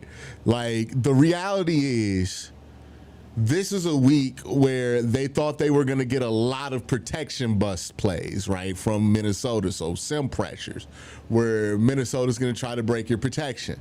You want a player at that position at left tackle who has experience being in these protections, because if you have somebody out there you have to kind of baby the protections for, that could leave you to a much worse situation, right? So it's kind of like you're damned if you do, you're damned if you don't. Yeah, Tevin Jenkins might be technically a little bit better than KT, but you might have more protection bust with Tevin Jenkins, right? Not to say that KT's not gonna have a protection bust. He's gonna have protection bust, right? But you expect that to be more contained because he's played out there. It's just there's not really a good spot for that left. There's not really a good option there for the Browns in that left tackle spot because it's just been so horrendous. Please, please, please. Okay. My goodness. Okay, that's coming back, right? I made use of my Brady Quinn jersey. I put Judkins on the back over Quinn. All right, so nice. They're gonna kneel this out.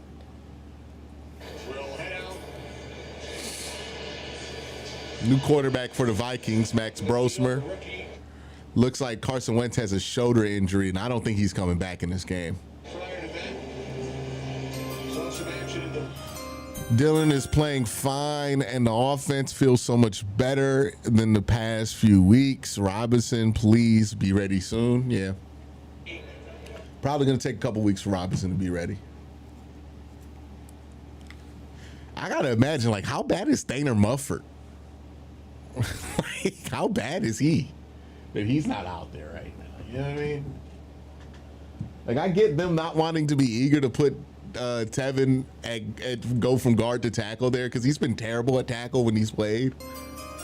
But, man, how bad is Stainer Mufford, man? Man, Schlesinger don't got a lot of muscle on him, but he can pack a punch. I don't actually believe that. Schlesinger is a very big guy, right? He's not like yoked like Myles Garrett is, right? He doesn't have giant biceps. But you ever want to judge an NFL player's power? You ever look at the strongest players in the NFL? Yeah, the biceps are impressive, but the base is really what you need to look at, right? The thighs, the legs, like that's where the base of most of your power comes from. And like, you know, you look at Schlesinger's legs, he has strong legs there. Cam Robinson was on the field for 2 plays, got 2 straight penalties, and Stefanski said enough. Was that him that got the 2 straight penalties? Was that Cam Robinson? I thought that was Leviston. I'm not 100% sure.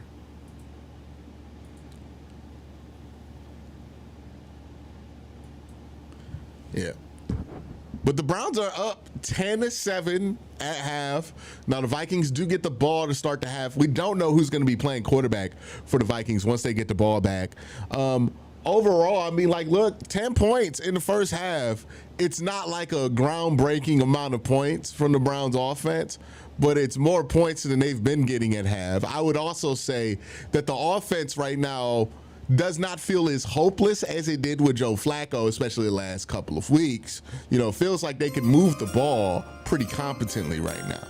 Yeah, Anthony Latham says DG looks good. Line needs to lock in. Let's go. I think the big thing for Dylan Gabriel, and again, I know some people were going to always like unfairly give him too high of expectations, you know, just so he can try to set a high bar so he goes under it, right? So they could justify making other moves. But with Dylan, reasonably, this kind of challenge overseas against a Brian Flores defense, all you want to see from the young fella is him not to be overwhelmed, right? And that's been what he's demonstrated, is that he hasn't been overwhelmed by the challenge of playing the Minnesota Vikings. So that's really what you want to see out of him. You know, can he not be overwhelmed by the challenge in front of him? He's done a good job. answer that. We got 1,700 people in chat, man. Give a shout out to that, man, for real. That's a crazy amount of people in chat. But make sure y'all hit that like button, hit that subscribe button so more people can check it out. But yeah, that's been what you want to see out of Dillon.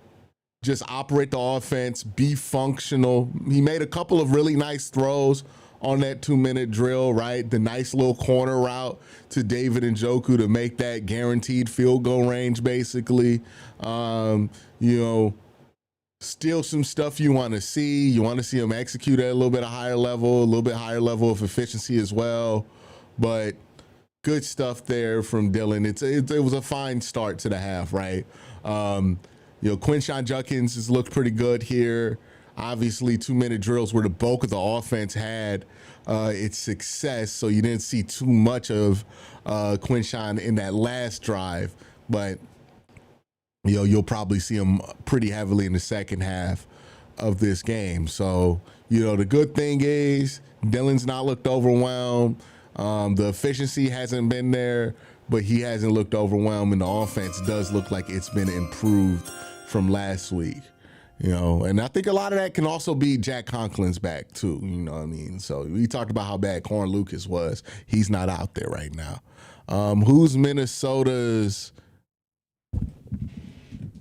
QB now? Also thoughts on Dillon. Well, I kind of already gave my thoughts on Dillon AFX, but I'll tell you who the quarterback is coming in. Their quarterback coming in is Max Brosmer. If you don't know Max Brosmer, he played at the University of Minnesota last year. He was also somebody who impressed at the East-West Shrine game when he was there. And I think he won the Jerry Rice Award at the University of New Hampshire. If you're not familiar, the Jerry Rice Award is the Heisman Trophy of FCS football. I believe he was either a finalist or he won the award. He was a standout FCS quarterback, transferred to Minnesota, won the job there, and was really solid. What he's really good at, and he's had a pretty good preseason as well, what Max Brosmer is going to be good at is kind of the similar stuff that Dillon's good at, right? He understands pro-level concepts. He's not going to be overwhelmed by professional level stuff. And he knows how to execute a West Coast offense because that's what he did in Minnesota. So that's the stuff that you're going to see out of Brosmer. It's going to be pretty similar, right? Dillon Gabriel, Max Brosmer. You can argue that Max Brosmer was kind of like the FCS version of Dillon Gabriel for a while. But that's who their quarterback's going to be. They feel good about him. You know, he was an undrafted free agent, I believe, they brought in, and he beat out multiple guys in camp to get his roster spot. So I don't think they feel bad about Max Brosmer at all. I think they feel confident in him, and I wouldn't expect that to change their game plans one bit here. You know, I don't think that's going to change a single thing.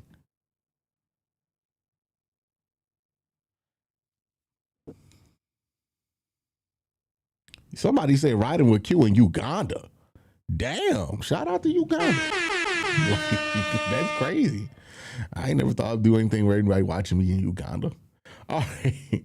Let's go ahead and hit that next super chat. Sorry, I got a little bit behind on it, but I did want to give that chatter a good explanation on Brosmer.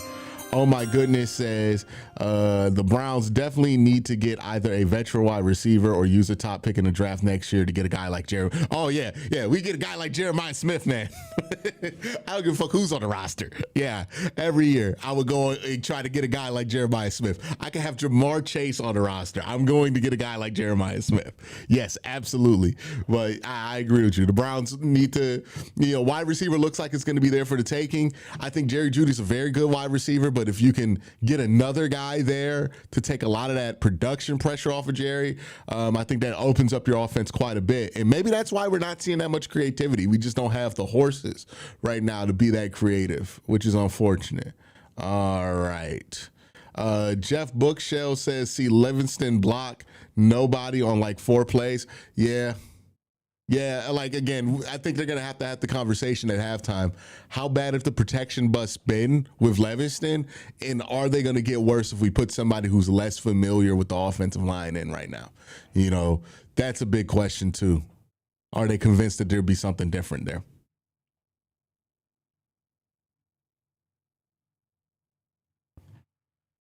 What else chat been arguing? Chat been arguing about why is Quinshon Judkins not in on a 2-minute drive. I think Ray Rags covered it right. 2-minute drive, you're going to have your best pass protector in the game, and your best pass protector is Jerome Ford, who was fine in that drive, right? You were never in an obvious run situation in that drive also, which means that you're just not going to see him on the field there. So there's a pretty reasonable answer there for why he's not on the field. And again, they were able to move the ball fine. Like I don't know what the complaint is that Quinshon Judkins is not out there. Like if they were on the goal line trying to run it and Quinshon's not out there, if they don't convert the 4th and 1, maybe you got an argument. But at no point in that drive were you like, man, I really wish we could try to run the ball from like the 10-yard line to try to score. Maybe one play to draw, they ran to Jerome Ford to try to catch a defense off guard. Maybe you want Quinshon in there, but I don't think that makes a difference whether you score or not. I just don't see that drive going any better with Quinshon out there instead of Jerome. And honestly, I can see it going worse because Jerome was pretty critical there in pass protection a couple of times in that drive. So I think there's a pretty obvious answer there for that one. And then chat's also just arguing about Dylan Gabriel and Shedeur Sanders, which I don't know how you guys aren't tired of that. Like, I don't know how you guys aren't tired of arguing about this every week. Like, Shedeur's not even the backup quarterback right now. Like, I feel like everybody involved would be better off if they just like let it go for like 2 weeks. You know what I mean? Like, just let it go. Shedeur's not playing. People are upset about that, but some people just need to let it go for a little while, right? Because he's not going to be playing anytime soon. Bodie Cook says JOK is Schlesinger could be dangerous next season. Man, I hope JOK is back, right? The issue with him is that people are worried about him retiring.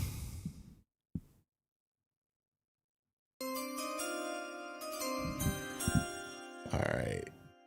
Yeah, it's like people are shitting on Dylan, but it's like, and again, here's the funny thing. It's like the people who want to dunk on Dylan right now, if your quarterback were playing like this in this moment, you would be excited. If this was Shedeur Sanders, you would be excited. So why is it that just because the jersey number changes, you're not excited? You know what I mean? I'm not even saying you got to be excited. You would just be like happy. You'll be satisfied with how he's responding to the challenge, you know? And knowing like how the Shedeur fan base is acting about Shedeur, y'all probably be like overrating it. You know what I mean? So how is it when it's Dylan out there, all of a sudden it's a different perspective on it. It's kind of hilarious, right? Like, just fucking relax. Like, your guy will play later in the season. We'll see what your guy has. And if Shedeur has it, then he'll play and he'll get an opportunity to play more. You know what I mean? Like, we don't got to do this. We don't have to constantly try to tear one down to bring the other one up. I'm so tired of it. I'm so tired of the internal arguing about Dylan or Shedeur and all this stupid shit. Ultimately, it's going to play itself out on the football field, and the best football player is going to continue to get opportunities. That's what it's going to be, you know? But all this whining and complaining constantly every week in either direction of it, it's so fucking exhausting.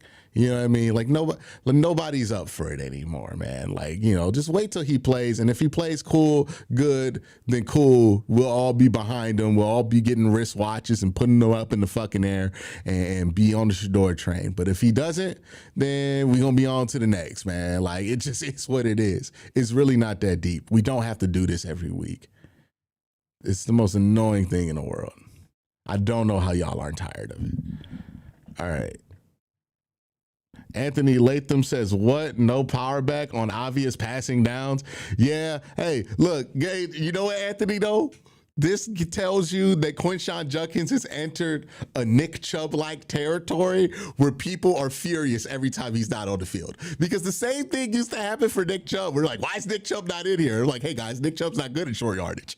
But they just want Nick Chubb on the field. So that's a good sign that the fan base is really liking Quinshon Judkins, at least. You know what I mean? Like, at least there's that. Michael Frank says, Dylan is playing better than expected. Not Mahomes, but a few mistakes. I would say the big thing with him is he doesn't look overwhelmed. And, you know, so far he's taking care of the football. I don't think he's looked like amazing. I'm not riding home and being like Dylan Gabriel's the one after this first half, but for a rookie to not look overwhelmed here is a good sign, and I hope that continues. You know, we'll see what Brian Flores throws at him in the second half. Still a lot of football to play, but you know, that's the bar was going to be low for a rookie quarterback in their first start in this situation, and I think he's passing that bar so far.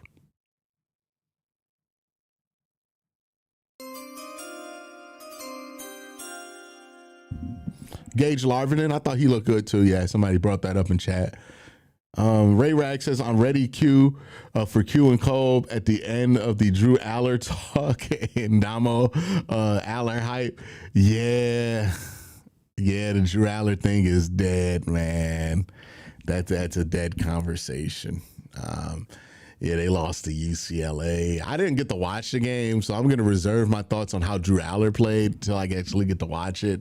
But losing to UCLA, who had been awful, I believe they lost to New Mexico by like 40 points this year at home. Losing to that UCLA team is just a bad look. We got another super chat here. I'm catching up, so if you just put one in and it popped up, and you're wondering why I'm not reading it, it's because I'm catching up on other ones. I will get to yours in just a second. You know? Yeah, you guys are just doing the Shador arguing. All right, let's see here. I'm trying to catch up. Appreciate the super chats coming in. Anthony Latham says DG doing everything right. Offense will get going. Yeah, I mean, there's some stuff you want DG to probably improve upon, but he's been fine while he's out there. You know, he has been a sufficient game manager, I would say.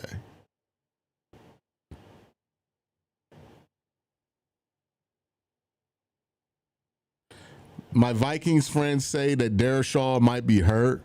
Ooh, if he's hurt for the rest of this game, it's going to be big. Browns are about to get the second half's about to kick off here. Zachary says, congratulations on 50K. Appreciate you, Zachary. Thank you. I appreciate the nice super chats. You know what I mean? Every once in a while, I get a mean super chat, but I get a nice one. You know what I mean? Rex Fortune says there is one stat Chubb had that I love Junkins to have, averaging 10.2 yards per carry in the fourth quarter during Chubb's peak years. Yeah, man, that dude, I don't know if anybody's ever going to replicate that because that's just special shit right there. All right, so it looks like Carson Wentz is going to come back out here. Oh my goodness, says I still think Case Keenum is a perfect comp for Dylan Gabriel. I don't think it's a bad comp. for Dylan Gabriel at all.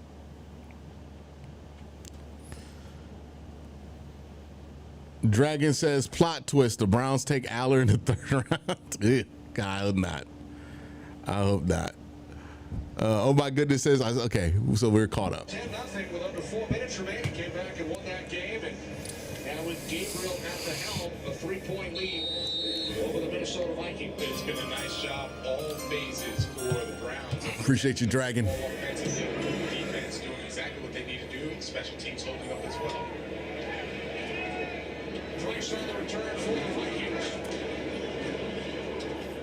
Moments ago, Sarah chatted with Browns head coach Kevin Stefanski. Coach Stefanski, Dylan Gabriel's first half as your starting quarterback. Assess what you saw out of him. Yeah, he's doing what he's supposed to do, which is his job. And wasn't perfect, like we're not perfect, but he's making some plays out there. We just got to continue to do our job for another 30 minutes. Your defense is always doing its job, it seems. Justin Jefferson hasn't had a catch since that first quarter. What does that defense need to do to continue to keep him in check and the rest of Minnesota's offense? Yeah, we play sound defense. Means everybody doing their job. We got to get the ball. We got one takeaway so far. We got to get another one. Best of luck in the second half, Coach. Yes, sir. I see the Browns defensive line comes out here with a little bit more fire, screenplay early on, and Schlesinger was already nose all in the traffic, being nosy. You're like a nosy linebacker. That's what Carson Schlesinger's like. He's like a nosy neighbor. He's always got his nose in your shit, right? Like always got his nose in your business, always there touching stuff. You know, that's Carson Schlesinger as a football player. It's not great when it's your neighbor. It's great when it's your linebacker, though. You know he's going to win the one-on-one. And now with Jordan Addison, he's supposed to stretch all right. the defense. He has really good speed. Really Second and 10. They're going to need him involved. They're going to run this thing outside. Gets it cut up north, but tackled. And it's going to be about 3rd and 7. By Mason. Good 3. Brings up a 3rd and long versus this Browns defense. It's not where you want to be with Myles Garrett and the rest of that defensive front. 3rd and 7. Tee off in an obvious passing down situation. There's the backup, Max Brosman. Came in for one play at the end of the second quarter. And the kneel down. 3rd down and 7 for Wentz and the Vikings, trailing by 3. Let's get to the 39 for a first down. And No good. What's the flag? that's intended for Jefferson. What's the flag? With Newsom defending. It's against Cleveland. How? Pass interference on the defense number 0. That's a spot foul and automatic. He didn't touch him. Yeah, what I've really noticed with the Vikings, when they are emphasizing... When did he touch him? They want him as a number 1, and they're going to throw his way... Where can we see the replay where he touched him? Against Greg Newsom. I didn't see him touching him. Like, I don't know. Probably avoidable by Greg if it happened, but I just didn't see it. But he lines up at the right side, so there's Newsom at the right side. Denzel. We're not getting the replay. Switch. So every time Jefferson is getting the ball, it's against Newsom. Vikings pick up 12 yards on the penalty, and now Wentz. Jefferson has a couple of words to say to Greg Newsom. Jefferson picks up a first down in Browns territory, a 21-yard connection. This is going to be a challenge for Greg Newsom and for Jim Schwartz because these are all out-breaking routes, right? So there's only so many coverages you can run for Greg Newsom to help him when Yeah, he's not allowed to flip the ball in his face, though. It's easy with linebacker and safety help. He's going to have to man up on that outside and make sure that he can cover those outbreaks. Some negative plays here would be very helpful. Downs from the Browns 35. Just not enough pressure. Look how comfortable we're letting Wentz be. Again, the pressure from the defensive line just not there right now. And then there's Addison we just talked about and what they're going to need from him. Just take a look at how Carson Wentz is seeing this defense. As soon as he does a play action, he starts looking at Jefferson. Yeah, we're just not getting any pressure right now on him. He's been very comfortable. Finally, he's going to get some production in this game. Returned last week following a 3-game suspension at the start of the season.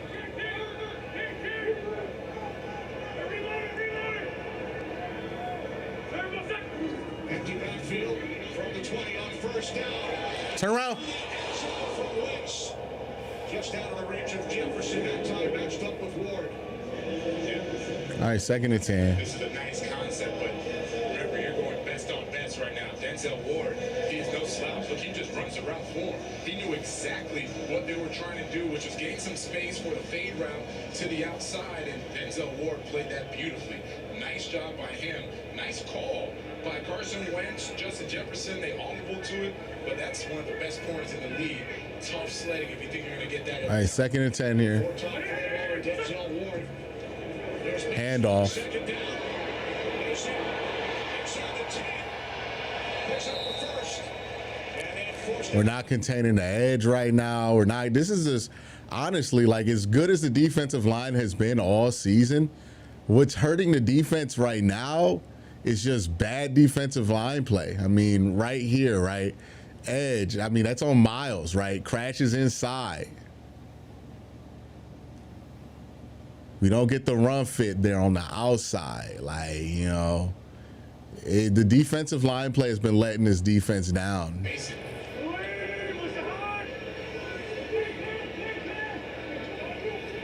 First and goal from the Cleveland 6. Fake to Mason. Wentz throws. It is caught. It's Oliver. Already has a touchdown today. Good save by Denzel, man. It's open field tackle, Denzel Ward. Thought they had it. Josh Oliver, he's out there. There was a lot of... Yeah, the defensive line's got to wake up here. Legs, not let him get out of there and get the touchdown. Brings up this 2nd and goal. Gain of 3 by Some of this isn't even, they're just scheming. It's just like, they're winning the battle up front. I mean, right there, they just won the battle, right? Defensive line play just not where it needs to be right now. Not where it needs to be at all. This is the strength of the defense, and right now, they're the weakness. And I don't think it's because Minnesota's doing anything special to you at this point. Like, they were doing a lot of misdirection, but a lot of that stuff got cooled off. It's just they're winning that battle with effort. They're outplaying you right now. You know. So your defensive line, you got to really look at yourself like, hey, you know, you could complain all year about the offense ain't supporting you, all this other stuff. Now you're not supporting the rest of the team right now, you know? So you got to fix your shit. Got to fix your shit. Carson Wentz has been far too comfortable back there all game. Far too comfortable.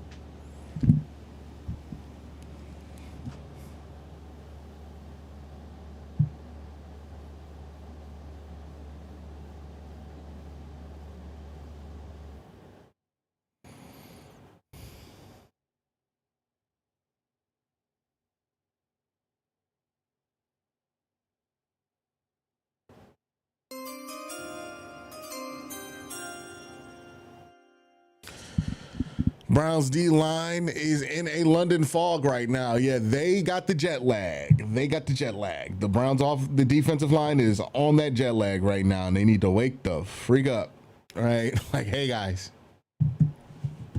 need you to remember you're supposed to be the best defensive line in football. And again, like, you know, the defensive line isn't playing objectively terrible, you know, but this is the best defensive line in football, in my opinion.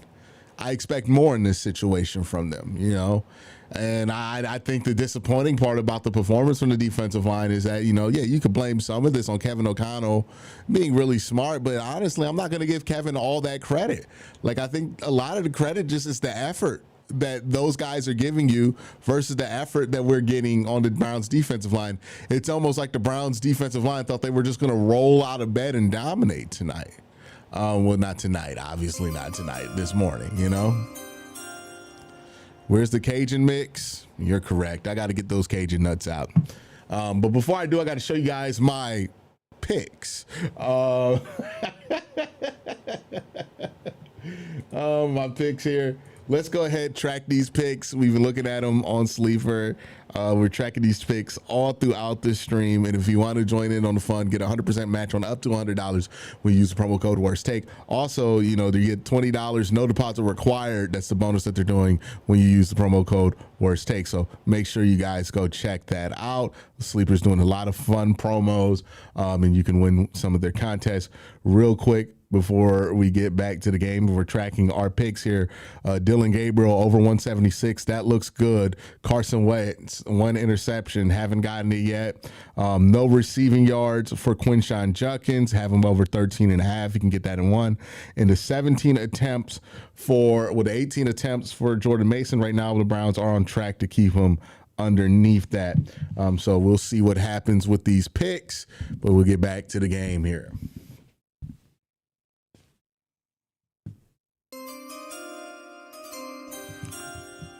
Kind of sigh of relief with Carson Wentz going back out there, able to perform. So yeah, they didn't show the penalty. They didn't show the pass interference on the broadcast, which I thought was weird.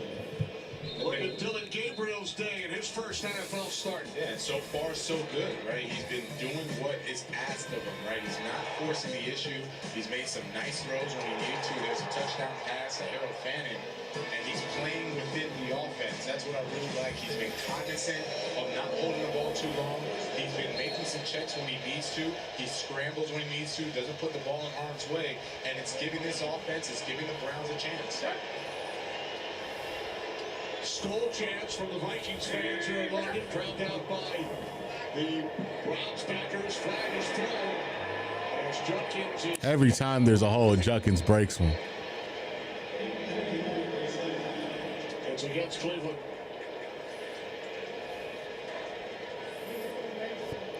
The offense, number 7. 38 lined up in the backfield. So that's one of the things that you're seeing, right? As opposed to when Joe was out there. Joe was really good at getting guys lined up correctly. This is something that Dylan is still learning to do.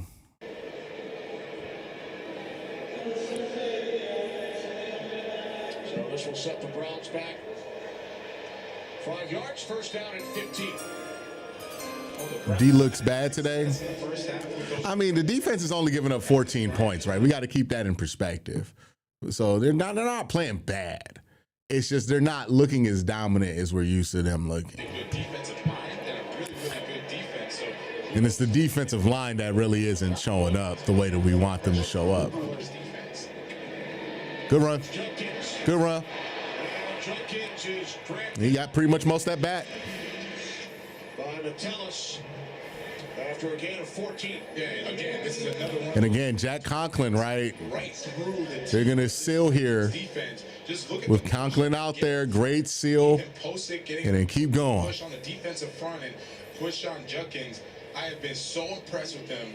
Every game, you can tell he's getting more and more comfortable. Some of these plays where now the defense is slowing down for him, some of these plays, he's going to break for bigger gains, possibly touchdowns. He's going to be a really big back for the Browns. And 14 on that last run. Second down and 1. Oh, he almost got out there. Boy, if they don't get a hand on his shoe there, he was going to break out for a big one. Vikings defense without a couple of key linebackers and Blake Cashman and Andrew Van Ginkel. Yeah, that's true, but I've really been looking at the defensive front. You know, Josh Metellus, Ivan Pace, Eric Wilson, they have stepped up, they've done well, but if you're going to get pushed back, if that Jalen Redmonds of the world, Javon Hargraves of the world, if they're getting pushed back into the laps of those backers, there's no way for them to make a play. On the 43 on first down is Judkins again. Ooh, nice strong run by Judkins. And that puts you in winning position here. All right, so you're in 2nd and 3. Now you feel like you can win in a pass game. You got to give Judkins a little bit of a blow because you've ran him like 5 times already. So probably going to want to throw something here. Since 1984. They beat Leeds United 2-1 in a Premier League match yesterday.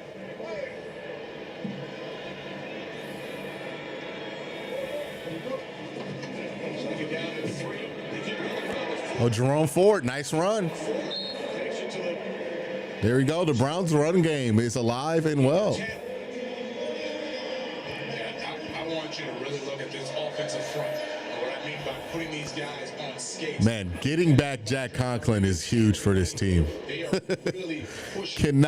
Cannot state it enough. They're really pushing them, getting them backed up into the linebackers, and it's leaving these running backs. They're frankly going untouched through the hole, right? It's the safeties that are making these tackles. So Kevin Stefanski, I know he is very excited to see that these direct runs are really working for the Browns offense, controlling the clock, and then hopefully ending up with points. Here's Ford again. So kept it on the ground for this entire drive. Some nice runs by Judkins. Now Ford picks up 3 as Judkins makes his return. Right, and the truth is, no matter how good of a defensive mind you are, if you can't control the center, right, between the tackles, if you can't control that, there's only 1 or 2 blitzes you can do, which leaves you very vulnerable on the outside, right? You send your backers or you're sending safeties. Either way, that means that you're going to be one-on-one with no help on the outside. That is what Brian Flores is trying to avoid. Second down and 7 is Extended handoff, basically. Judkins. Well, think I might have got my 14 receiving yards. I think that might have given me my 14 receiving yards I needed. And the reason why no one is out there is because Byron Murphy is playing man on Jerry Jeudy, right? There's no Great play call there to play off of the aggressive tendency that the Vikings were about to show there on the run game. Right, he's all the way out the gate, and that's what I mean by these defenses that you call, because you're trying to stuff the run inside. Now it's leaving you vulnerable on the outside.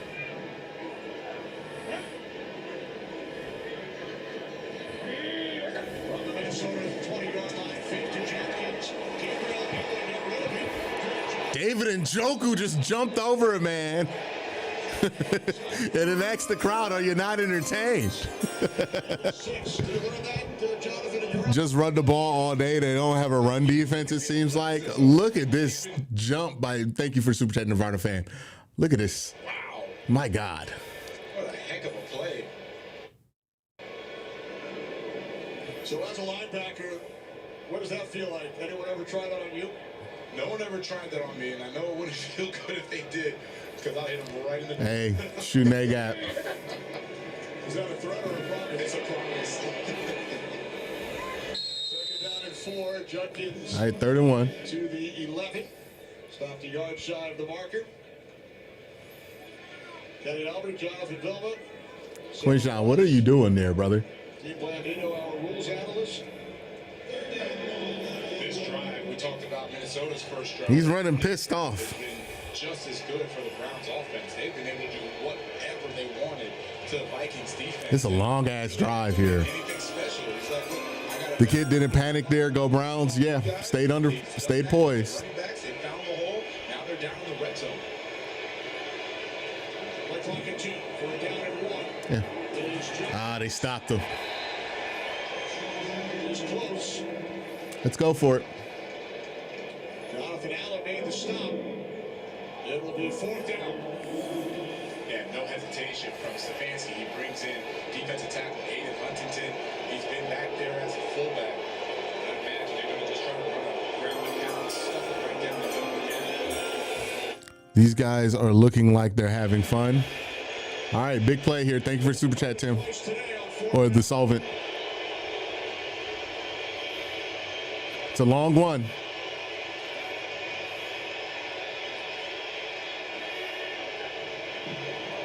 Judkins. And he's got it.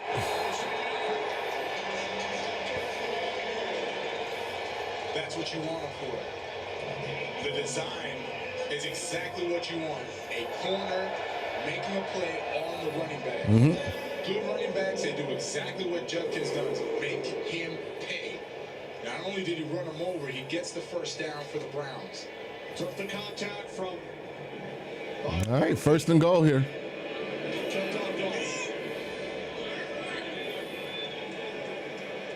First and goal from the Vikings 9.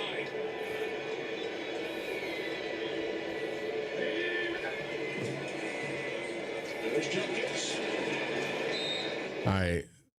I feel like right there would have been a good chance to get a play action there. 4 minutes remaining, 3rd quarter. Cleveland Browns on the move, trailing the Minnesota Vikings by 4. Judkins out, Ford in. They have been trying to, Brian Flores has been trying to match the personnel that Kevin Stefanski has been bringing in. Right now, Smith back on the field for Minnesota. Harrison Smith is in there, Theo Jackson, Josh Metellus. So you have 3 safeties and 2 corners. And then you got Ivan Pace and Wilson at the backer spots. Second and goal. Gabriel through the back of the end zone. That's fine. Yeah, good coverage across the board. And smart by him. Throw the ball away. All right, 3rd and goal. For the offense.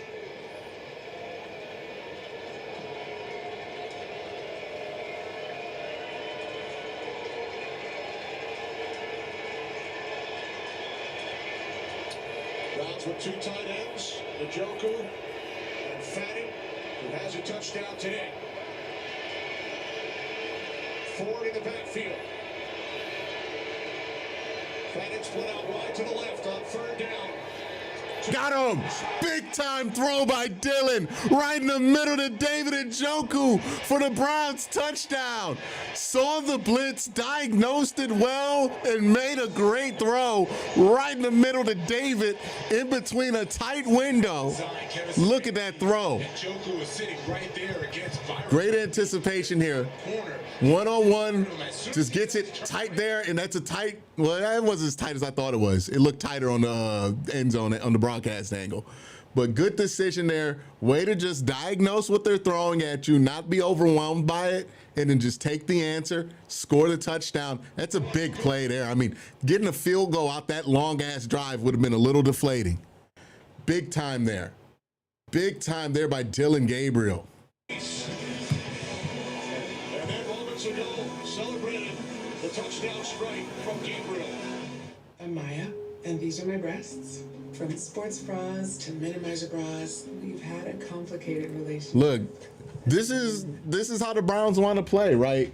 Dylan's job wasn't on that drive, that very long drive. I believe they threw the ball maybe 3-4 times on that entire drive. His job wasn't to keep the drive going downfield. You know, that was on Quincy. Quincy did all the work there, really. But Dylan, little man, made the play to finish the drive. That's what you want to see. One more says, little man cooking, tweet, incoming. I don't know. This ain't like he's driving the offense right now. If we're being honest, it's still Quincy driving the offense right now. But it is nice. I like to see it. And this is much more functional offense than what we've seen. Now we got to get back to the defensive side of the ball. We got to play more functional football than that. Right, got to play more functional football defensively than what we have been, and got to be better on the defensive line. Right, like that's where this has to get better at. Hawaii 5-9, soundboard bleep. Yeah, it's a great execution there, man. 3rd and 10, the chance to score there doesn't feel high. But again, you know, we talked about it. Brian Flores loves to confuse guys. Dylan allowed it for his experience, right? How much was that going to matter? You know, in college versus NFL experience, but not rattled there, diagnosed the blitz and saw he had a one-on-one matchup, didn't panic and got the ball out. And I think when he was asked to throw on this drive, the few times the biggest characteristic was he just didn't panic, right? He managed the game properly. And this is a good game management performance from him. Tied season high in points. Don't make me sad. Don't remind me that our season high in points is 17 right now. Don't remind me. All right, speaking of season highs, let's go back to our picks. And there's an update here. So after that drive, Quincy Judkins with 18 receiving yards, it means we were correct. He was going to get over 13.5 there. Jordan Mason still with 9 carries, but the Browns took so much time out of that drive that, like, who knows if the Vikings are going to run the ball that heavy again. Dylan Gabriel, 176. I think he's going to get more than that. He's at 135. Carson Wentz interception still on the table here. Have not gotten that. Hawaii 5-9, baby, from Steven Rover. Pretty good performance so far. Look, we actually saw one drive last week versus the Lions where it looked good and it just sputtered, and then today you've seen a couple. Schmidt's been right down the middle all game. That's been good to see. Price on the return. And a nice defense by the kickoff coverage team. Well, here's how David Njoku entered the stadium earlier today. You knew he was having a big game. You come in like that, you know you're having a big game. And then a true Jonathan Vilma style up and over. Yeah. No, he did it a little better. And the celebration, yeah. Jinx, you owe me a Coke. But that was the next celebration. You think they'll put Miles in on top of the center?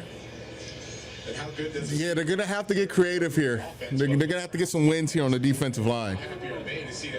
They really need to play harder. They can score some points. Now they go out there and do their thing, and they can hold this offense.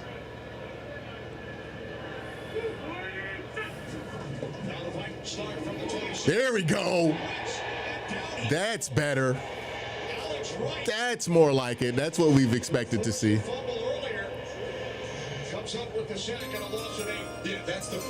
Hawaii 5-9 cooking from Todd. Appreciate you, Todd. A pump and go. There is no way you're going to get that off on this Browns front four. He said he they got comfortable there. He wasn't going to do that. Tried it one time and they made him pay. We need this defensive line to get back on hair on fire mode. 2nd and 18. Let's go. There you go. Great job, Greg. Great job, Greg. Celebrate, Greg. See how critical that first play is, right? You got Jordan Mason. Looks like he's still down. Will this be the game that we score over 17 points? It feels nice to see the offense again. Jordan Mason's hurt right now. Critical. Taking a sack on first down. Now you're left with obvious passing, and then you're now into a 3rd and long. Like, that is the worst way to start a series. Vikings already without running back Aaron Jones. This defense is just so much different when they're playing downhill, right? When they get that negative play early on in the downs, they're just so much more aggressive, so much more physically dominant. Getting a sack there to start off that drive, huge. And now they're in the 3rd and 17. They got to get off the field. John Fundrick with the $2 super chat. Appreciate you, John.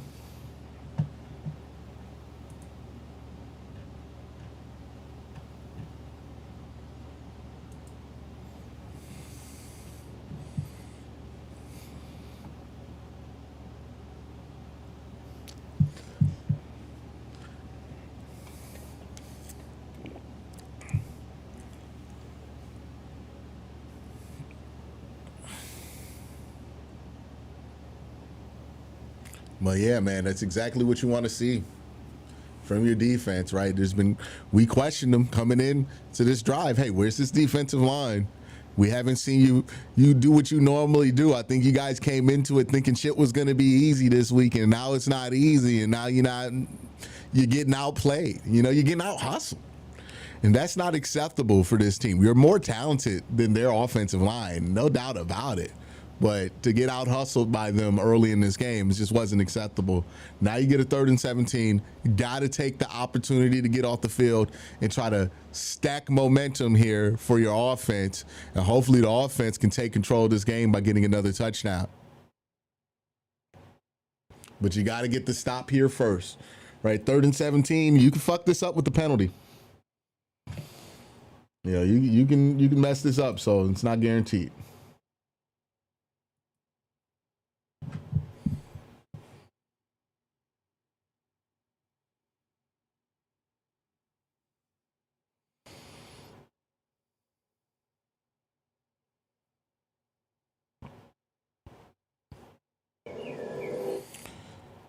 Big play here coming up.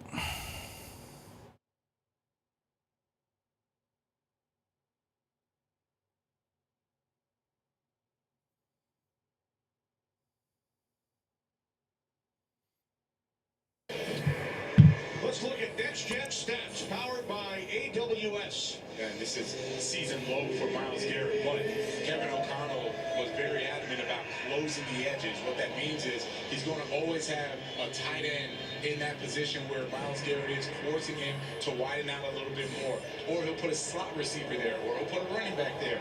The point is that he's not just going to let him have a free rush to Carson Wentz. He's always going to have someone that's chipping him like you have right now. All right, Myles. Is the one that's closed the edge, forcing Myles Garrett wider. There we go. There we go, Myles. There we go. And that's why he's one of the best defensive players in the NFL. 2 chips, runs through it. He tried to get that ball out. He's timing that arm. He's timing the swipe, right, with the throw because he knows he's going to try to pass attempt there. So great job by Myles getting the Browns off the field. Now the Browns. Prior to that play. Right punting from his 10. There is a flag. Might be offsides here. They're not going to take the penalty. They're not going to take this penalty here. They're going to take that. They're a fool if they take the penalty here. That is a hell of a punt. Yeah.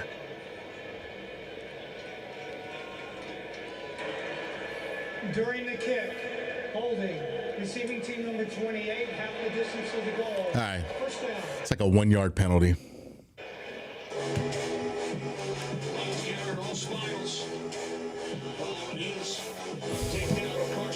Well, how much do you trust Dylan here, right? Because if you have a big shot in your play call, you might take it here off play action, right? The Vikings are gonna sell out on a run here. They know you're gonna run. They're gonna try to push you back, try to push this game closer on their side of the ball. I wonder if you can catch them sleeping here. You gotta trust Dylan to see the field though.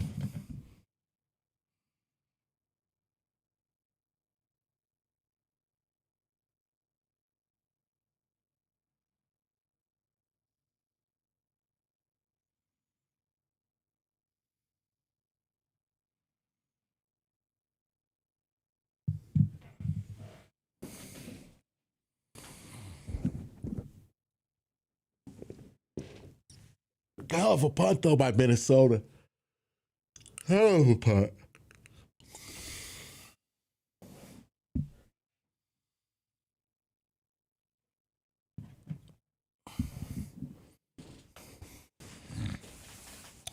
Because that thing bounced at like the 10 too, so I can't even be mad at the returner for not catching it because it bounced right at the 10.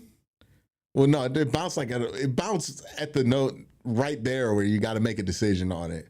So I'm not even gonna be mad at Gage there for that. That's just a hell of a punt, man. Sometimes the kicker does a good job.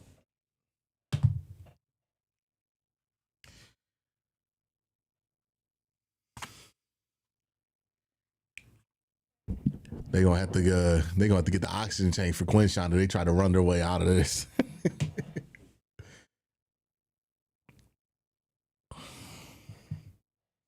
For change.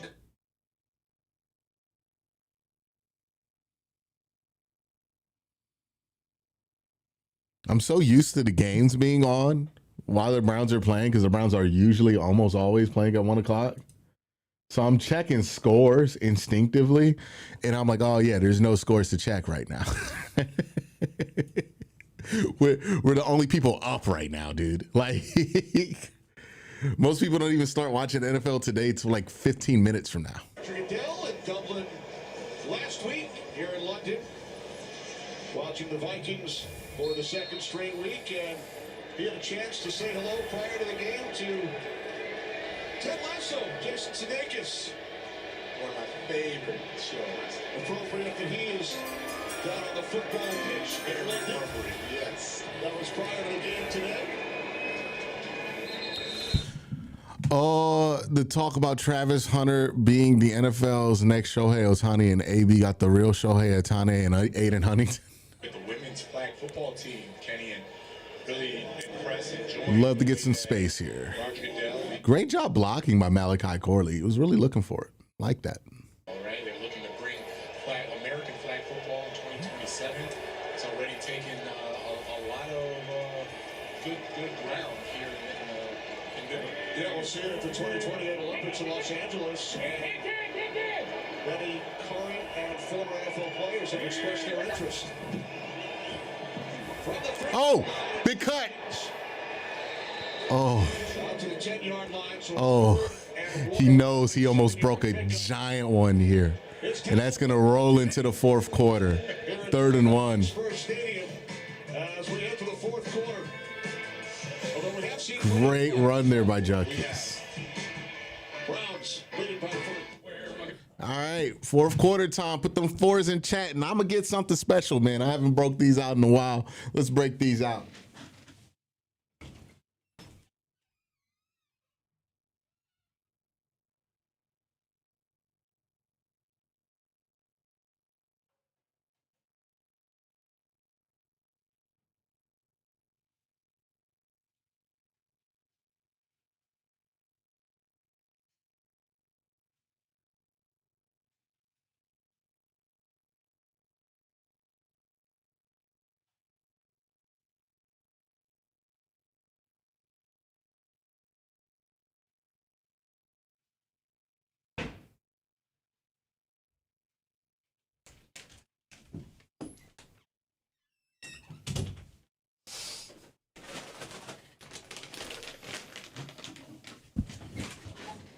If you have watched this stream a ton over the years, you know exactly what time it's about to be.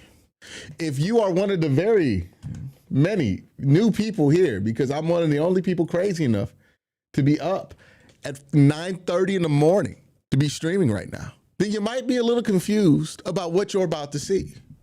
And what you're about to see is Q's nuts. Let's get it going, chat. Let's get it going, chat. Let's get it going. You know what time it is. If somebody's new, let them catch on. Let them catch on. Let's get it. Let's get it. Yes, sir. Come on. Yeah.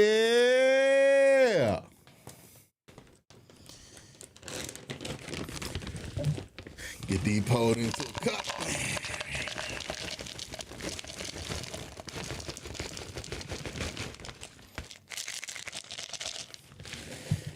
right.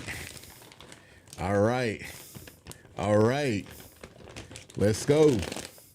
Brought out my sweet and spicy Cajun nuts from Aldi's. You know what I mean? Big shout out. Yeah, big shout out to Aldi's.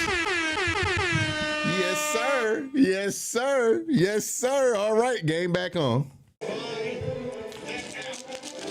a tremendous atmosphere in the 40th NFL regular season game in London. And as we were in the car coming from the hotel, getting closer and closer to the stadium, we were trying to count how many different team jerseys we passed by. And what was interesting, it was old and new. I don't think he got it. As we begin the fourth quarter, Fourth down. Gabriel trying to sway the officials, but not enough, and the Browns send out the punting unit. These nuts, says MK Chaz.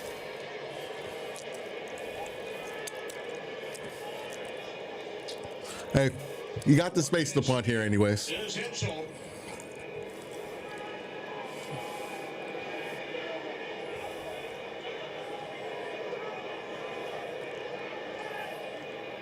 Price is deep for the Vikings. That shit went off his leg. Price takes it out to 46. He's in Cleveland territory. Not a great punt there by Bohorquez. Start, short order cook.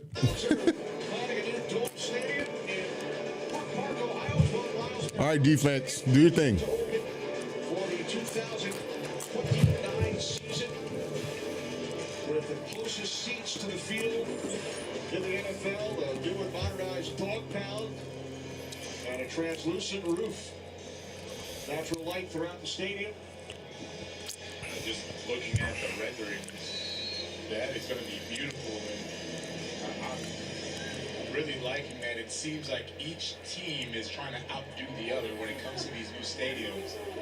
And so far, I mean, it's been nothing short of magnificent seeing some of these new stadiums and how they look in the open air. It's gorgeous. Good defense there. Oh, fumble. Ball loose. It looks like the Browns got it. The Browns got the ball. Don't deny the nuts. Let's go. Ah! Let's go. Remember, it was Mason earlier who had the ball punched out. He was injured late in the third quarter. So Did Scott back in. Yeah, that's a fumble. Xavier Scott. Oh, that's absolutely a fumble. He didn't get to the line of scrimmage, and two defensive linemen. That's a clear recovery by Diabete. What's the late flag? How is there a flag this late? Definitely a fumble. Isaiah McGuire getting in there. Looked like Shelby Harris got in there as well. After the play was over, personal foul and unnecessary roughness, number 93 of Cleveland. It'll be a 15-yard penalty. First down and All right. timeout. Still get the ball. That was at the end of the play. Shelby Harris. What happened there? Flag for the personal foul, but the Cleveland Browns got the ball back. Forced two fumbles. Let's go. Let's go. It's the nuts. It's the nuts. The power of these nuts. I gotta pee. I'll be right back.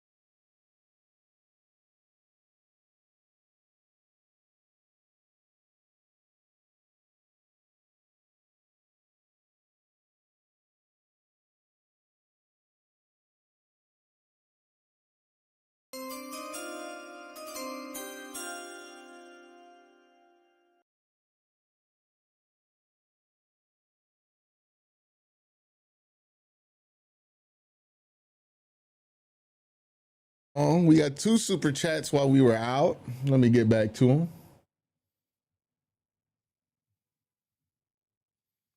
Both backs got Butterfingers. Absolutely. In the Browns' favor. Hopefully we execute off of this and, you know, get a score and try to put this game in favor.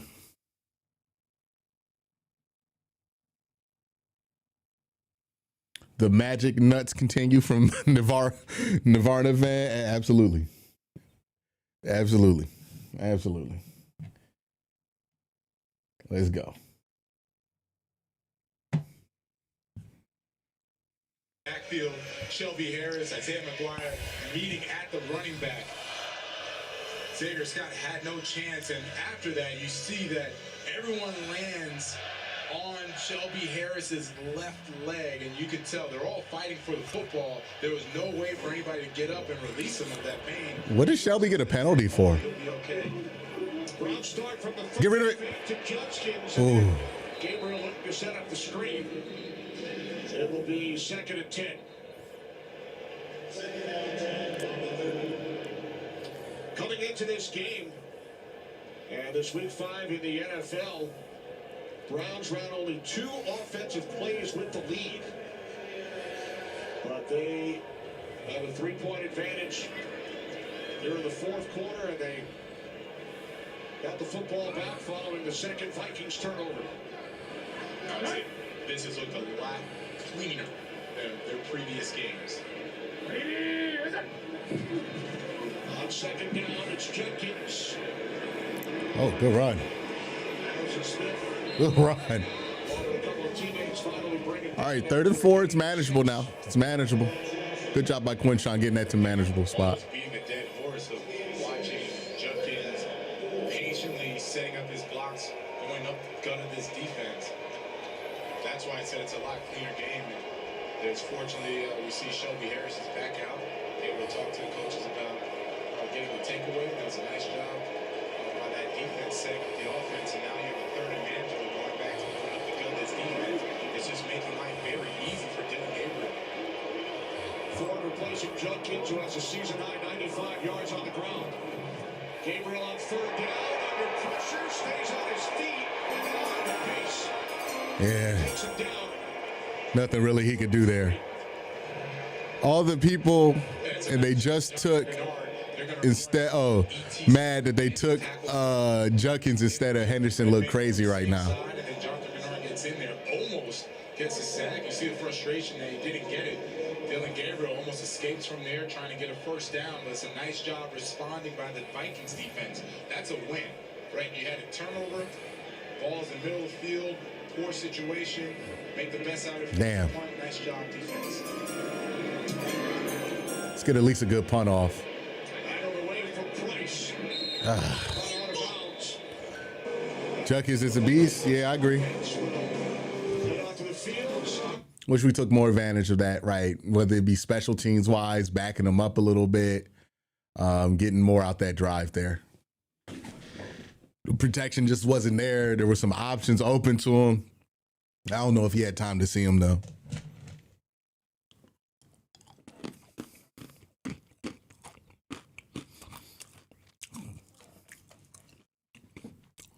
Gonna need one more score for the offense here for sure.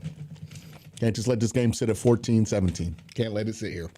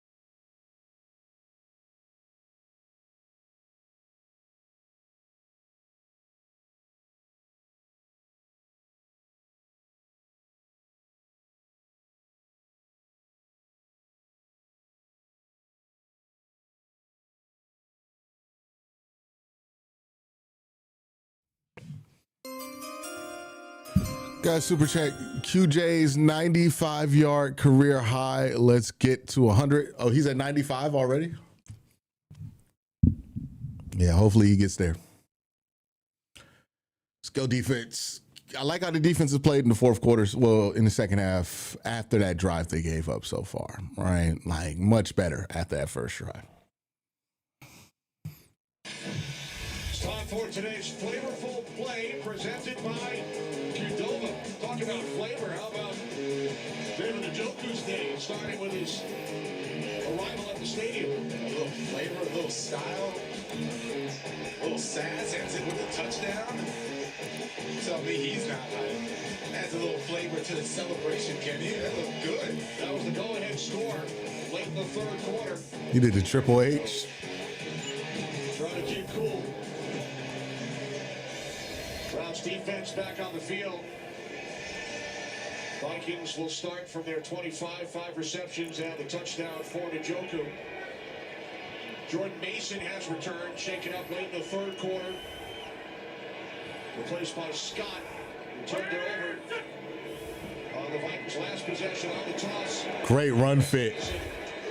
Nice tackle made by Ronnie Hickman. Great run fit by Ronnie Hickman here. Very nice open field tackle. This is just fundamentals. One-on-one. Ronnie Hickman filling the lane. Jordan Mason trying to make a cut. That's a very nice tackle by Ronnie Hickman. All right, 2nd and 10 here. Ooh, almost got offsides. Got both teams checking. Second down and 10. Not enough pressure. Oh, almost intercepted. All right, 3rd and 10. Let's make something happen. Brad Delpit with the diving attempt to try and pick it off. That Grant Delpit, he read that all the way. Great defense by Grant. For Wentz, he has such a strong arm. If not, Grant Delpit could have had an interception. That is a tremendous play. You and your first pick as a Saint in London. I did. 2008. Picked off Phillip Rivers. Man, they were loaded. Antonio Gates, LaDainian Tomlinson. We ended up winning the game. That was at Wembley Stadium. That was a lot of fun. Saints and Chargers, 3rd down and 10. Oh, here comes Miles. Wentz. Oh, God, you can't let him get that.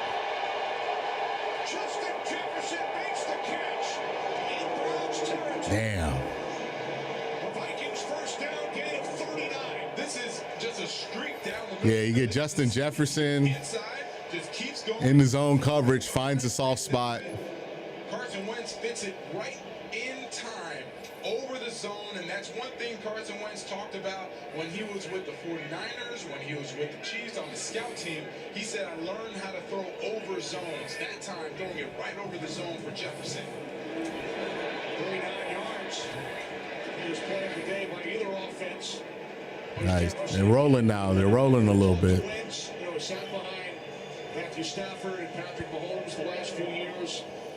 Jefferson averaging just under 96 yards per game, best all time. And Wentz told us, I, quote, weirdly enjoyed being on the scout team going up against the number ones on the defensive side. Right. He said that he learned to make throws he normally wouldn't have made had it hadn't been started, right? 2nd down and 5.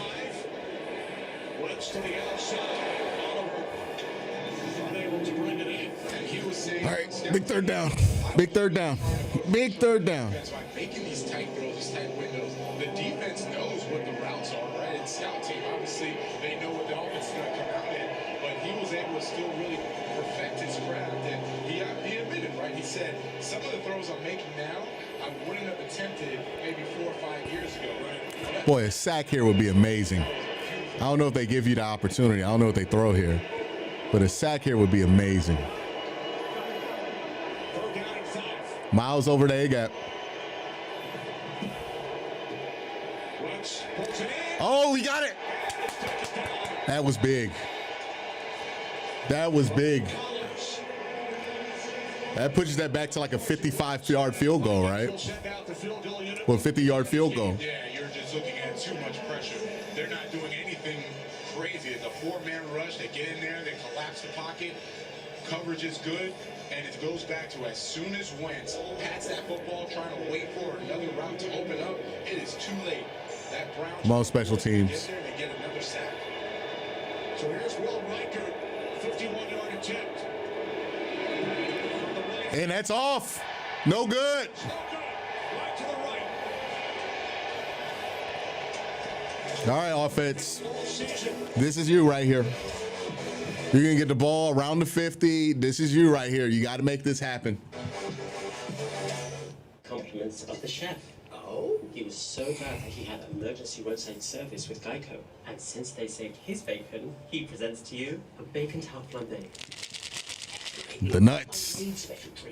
The nuts are playing great defense right now. Mr. Gecko, which is why we also present to you, and I don't need special treatment, run-of-the-mill grilled cheese. Now we're talking. Yes, we are. Get more savings in service. Get more with Geico. Adobe Acrobat Studio is all new. What can PDF spaces with AI do? Drag and research, drop in thoughts. AI pull insights from your notes. Scope the data, do a recap, generate a slick graph. ASAP, you did your thing. It's time to share. And let your team build from there. Ideate, generate, do it real quick. Let AI assistants do the trick. All right, we're in the fourth quarter. Do that, did that, done. We're going to do our final we're going to do our final check before the end of the game of where we are with our picks. So we're still waiting on the Carson Wentz interception. Dylan Gabriel, he's about 135 yards, so we're still waiting on him to get over 176. Quinshawn is over his 13.5 yards for receiving. Jordan Mason at 10 rushing attempts here. So all of these plays still in play. If you want to join the fun, sleeper.com, use promo code WORSTTAKE, get a 100% match on up to $100 when you use the promo code. Also right now they're doing a special $20, no deposit required. So $20, no deposit required, and then get a 100% match on up to $100. So, you can do the math on that and what makes sense for you. Make sure you bet responsibly, bet what you can, don't bet too much. And try to have fun with it. The NFL and the American Cancer Society created Crucial Catch because early cancer detection can save lives. The 5-year survival rate for many cancers is over 90% when detected early. It takes all of us to intercept cancer. Don't wait. Visit NFL.com/crucialcatch to find your local cancer screening resources. All right, need some guys to step up, make some plays here, baby. Cancer risk. Under 10 minutes remaining. Take a look at Here it. in London, Yep. as the Browns start from their 41-yard line. Leading the Vikings by 3. There's Judkins. Looks to squirt through and will lose a yard on first down. Can't have that. Flag throw. It's going to be a hold. Holding on KT Leviton. Can't not have that. Holding. Offense number 72, that's a 10-yard penalty. That's his third penalty today. Yeah, no different than last week. He struggles with the stunting inside. Jonathan Bernard, right before the snap, goes inside, stunts inside, and then He's got to let go. can do nothing but hold. You got to let go. Or else it would have been a tackle for loss.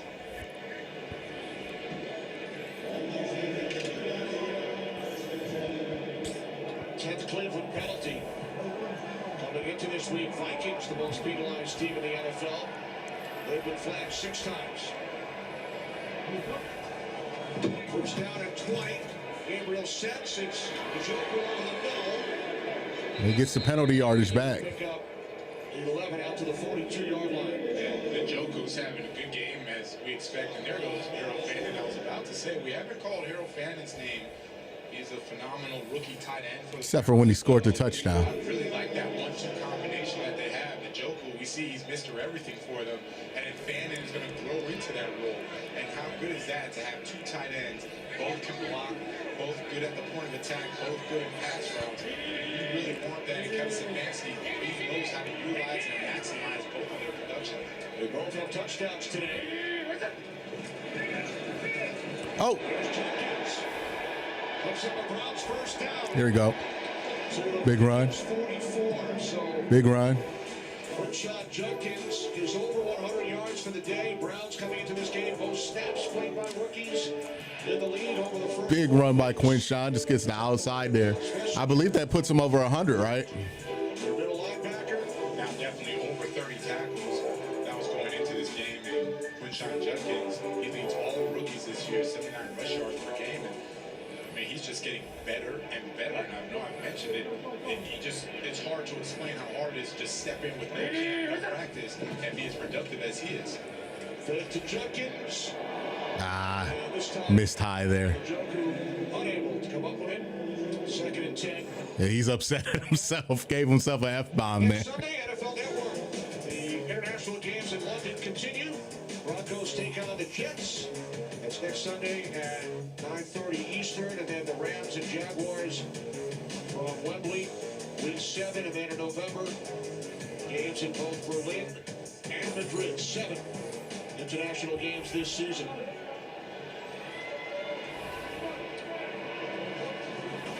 Second and 10. Here's Judkins up the middle. All right, 3rd and 7. Three. He's up to 112 yards on the ground. Yeah, speaking of Judkins and the way that he's able to go inside and then quickly bounce outside. Super Chat, congratulations, Q, on Quincy Judkins on first 100. Yep. Out there against 10, 15, 20 yards. And now utilizing him in the passing game as well. That is what makes him so dangerous. 21 rushes, 112 yards. You bring him in there knowing he's the #1 option in the run game. Let's convert here, Dylan. This will be big. 4th down and 7 for Gabriel and the Browns. Yeah. This pass sails out of bounds. Are we going to be able to kick a field goal here? So far, it's been a good game by all 3 phases from the Browns. They just need to another touchdown to take away. Then it's a wrap for the Browns win. We'll see. We'll see. It's easier said than done here, right? He was able to do that, and he has been doing. They're going to punt here. But came out passing first, right? A little bootleg action, a little play action pass. I'd rather see them just stick with it, right? Until the Vikings stop them running up the gut, keep doing it. All right, let's pin them back. Let's get a good punt here, Bohorquez.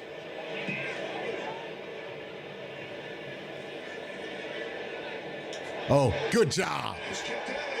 Good job. Is that Donovan McMillan? Great job getting downfield on special teams. Yes, very close. Donovan McMillan. Tapped it back. But it looks like they're going to call it a touchback because Rex Sunara actually touched the football. His foot went inside the goal line. Right, let's watch. Yeah. So he has it, but now no part of his body can touch. There it is, a touch right there. Right foot touchdown. Oh, are you fucking kidding me, kid? Are you fucking kidding me, kid? I clicked on the London Stadium in Snapchat, and the first snap said, "Great music, terrible game." It's not an offensive game, right? Like the casual fans probably aren't going to be a big fan of it. The Vikings by 3 in the first ever matchup of 2 NFL head coaches named Kevin, and they both used to work for the other team. O'Connell with the Browns back in 2015, and Stefanski spent 14 years with the Vikings organization. He was very complimentary of the Vikings organization. They hired him at the age of 23. Very complimentary of the Wilf family. Yes.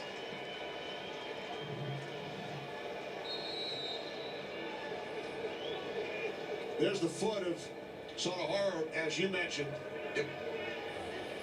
Which is why. But doesn't it matter if he touches it when he's down, though? I thought he was down before that. All right. Wentz hands it off on first down. It's Mason out to the 24. Gain of 4. There's the Browns defense today. They've done a really nice job getting in there, creating the takeaways. Kevin Stefanski very aggressive and demanding with this defense, saying he wants the ball back. They've given it to him twice. They put points on the board because of it. They're leading the game. Jim Schwartz calling a very nice game so far. Second down and 6. Waits complete. TJ Hawkinson. And that's what the Vikings offense needs to get back to. A lot of out-breaking routes. Justin Jefferson was torching them with all these. All right, this is the nerve-wracking part of the game. And there was really, as I mentioned before, it's hard to defend that, right? You just have to have really, really good corners who are willing to take a chance and jump some of those routes. That's where the Vikings are going to have to make a living, but they have to hold up front. Every time Carson Wentz has patted that football, it's been a sack for the Browns front four. Hawkins again, 7. This set of downs from the 31. Wentz to the inside. It's Addison. There's the catch. That's his second today for a game. All right, man. You need to get him behind the sticks here. All the success today. Take a look at the catch. It's a nice, yes, sir. Nice catch by Jordan Addison. All hands. And you have two very capable receivers. Obviously, Justin Jefferson, one of the best in the league. And Jordan Addison, he's also very quick. Very good body control, knows how to beat press man now, so you can kind of go and make a living throwing to the outside if you want to live off that. From the 36. Oh, shit. It's a first down and more for Jordan Mason. Finally tackled by Higby at the ground. Ooh.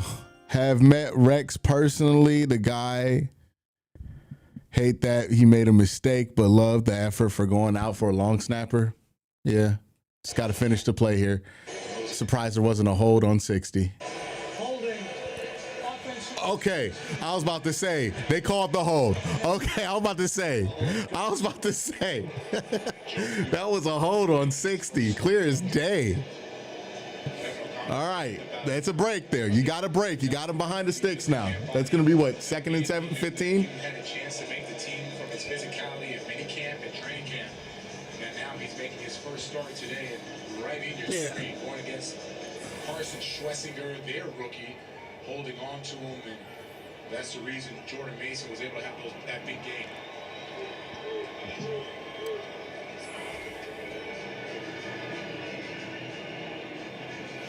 All right, now they're taking them back. Here we go. All right, that's big. Ball will be spotted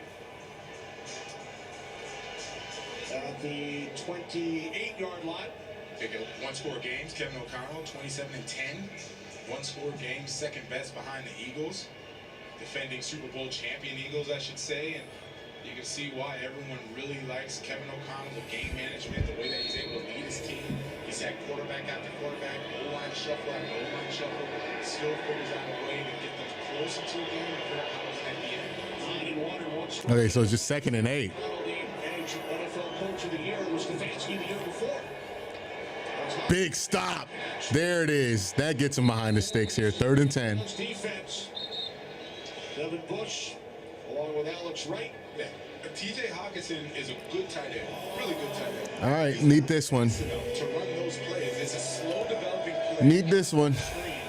Against the fastest or one of the fastest defenses in the NFL. You can't run that with him. You have to run it with somebody else, or you might as well just push the ball down the field. All right, Miles. 3rd down and 11. Penalty and then negative play. Pushing the Vikings in the wrong direction. Oh, not Miles, but Malik Collins with the big sack. What's the flag? Malik Collins. Now flag is thrown. Yeah, Malik Collins is going. Probably going to be a hold, right? Rookie Joe Huber puts a spin move on him. Malik Collins is too quick for him. Lost weight this offseason. Came in. Jim Short said, we want you lighter. We want you quicker. He did exactly that, and he's been a menace all Yeah, probably a hold. He's been a menace all season, right? He's been one of the guys where Garrett gets all the credit, but he's that was a big one. Just as disruptive. They pick up the flag. Right with a 77-yard run earlier. His career long. This one will be scooped up at the 29-yard line and taken out across the 40 by Larvindine. With under 3.5 on the clock. Yeah, I know that the Vikings are going to be upset because they didn't call it a dead ball there once he picks it up. But he's yelling Peter, not fair. He's not signaling fair catch. He's yelling Peter. 8 only. All right, Dylan, let's put this one away, man. Well, Quinshawn and Dylan, put it away. 6:21 in the morning in Hawaii, where Dylan Gabriel's parents are watching. I'm sure they do not care about the time. They've been watching intently as Dylan Gabriel's been leading this offense, leading the team. They're up by 3. On first down, here's Jenkins. Yeah, they're just 12:20 in the afternoon on the East Coast. Brown's gonna have to get something going throwing the ball here. Just after 9 in the Pacific time zone. And as a timeout will be taken here by the Vikings. As they should. This is something that every team practices. It's 4-minute offense where you want, if offensively you want to try to get a first down, you want them to use up all the clock if you can, and then if you get another first down, you take them to win the game. Defensively, you obviously want to stop the run. You know Kevin O'Connell's going to use the timeout, save some time on the clock, but this is going to be a big challenge for that defense because it's been the Browns' run game that's been really giving them issues today. Thanks to all the viewers who got up pretty early, especially in Hawaii. My daughter Amanda on her birthday on the East Coast. Check this out. How old is Amanda? 26. Time for DG to let it rip. I don't know if let it rip is the right word, but just like let's. We haven't seen her all season. You will, don't worry. Here's Jenkins Yeah. on second down. They're gonna force him another timeout. Taken by the Vikings. With 3:19 remaining. In the 40th regular season game played in London. This one for every team. Browns were here once, lost to the Vikings back in 2017. They have a 3-point lead today. The Vikings lost in Dublin, Ireland last week, but they are perfect in London. 4 for 4 prior to today. The Browns are threatening that perfect record. Up 3, 3:20 to go. Vikings have. All right, Dylan, convert here. Left. I'm the Browns offense. Empty. Still run the ball, whether I get the first down or not. See if the Vikings are willing to use that last time out or save it. Well, the Browns come out with an empty backfield, so they will throw on third down. Ah, Dylan. And it's incomplete in the vicinity of Bond. So the Vikings use their first 2 timeouts and now an incomplete pass. Get the ball back as the clock stops. When it is as that choice route, or was it just? It looked like a high ball.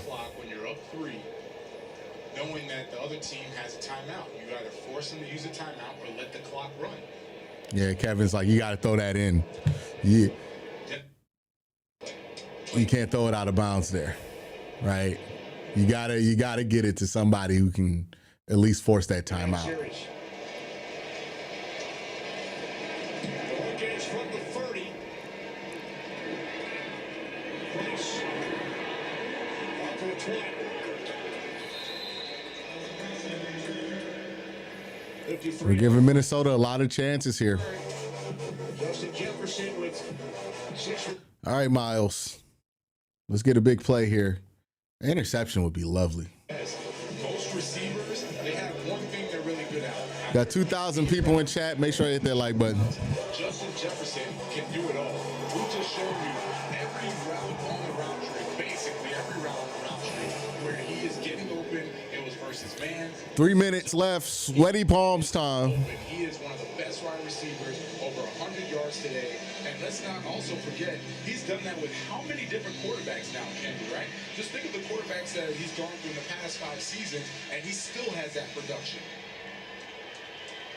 It's Carson Wentz starting his 3rd straight game for the Vikings. Trailing by 3, low snap. Wentz able to hand it off. Ooh, good tackle by Devin Bush to not let that be a first down. Look, the snap could have almost been a disaster for the offense. Instead, it ends up being a nice game. Jordan Mason going through the heart of that Browns defense. Second down and 1. Waits to the outside. Roll the clock. Bracket, JJ, make them beat us elsewhere. They're going to try to get this play off before the 2-minute here. Vikings scored a touchdown on the opening drive of the second half. Pass is caught. Out to the 38-yard line. It's Hawkinson. Nah, they're not going to get this off. It's going to go to the 2. It's going to go to the 2. And that will take us. Look at Schlesinger running that pole. My goodness.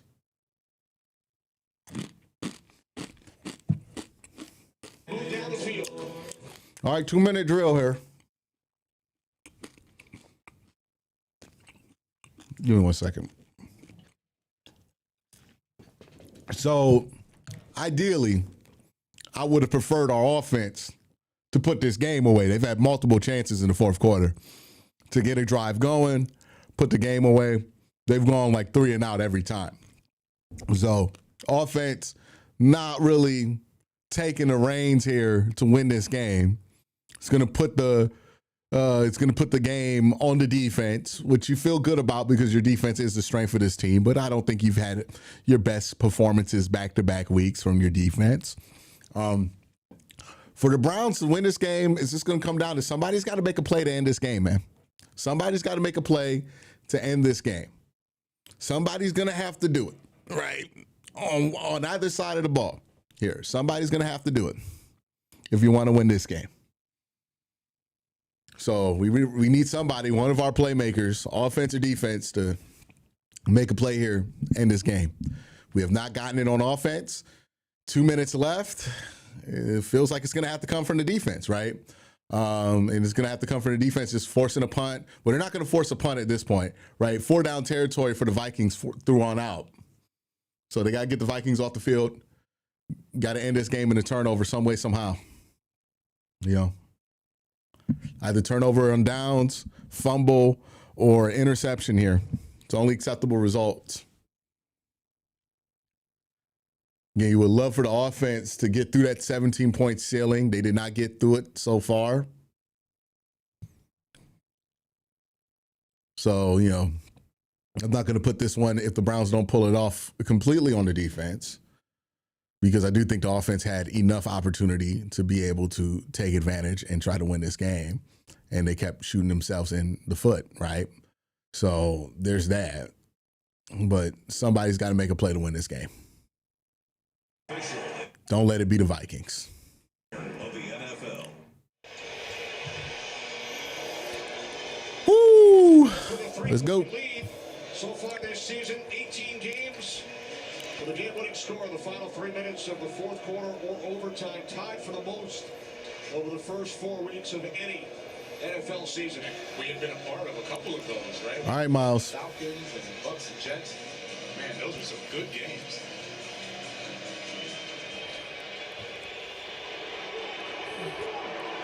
Three-point game here with 2 minutes remaining.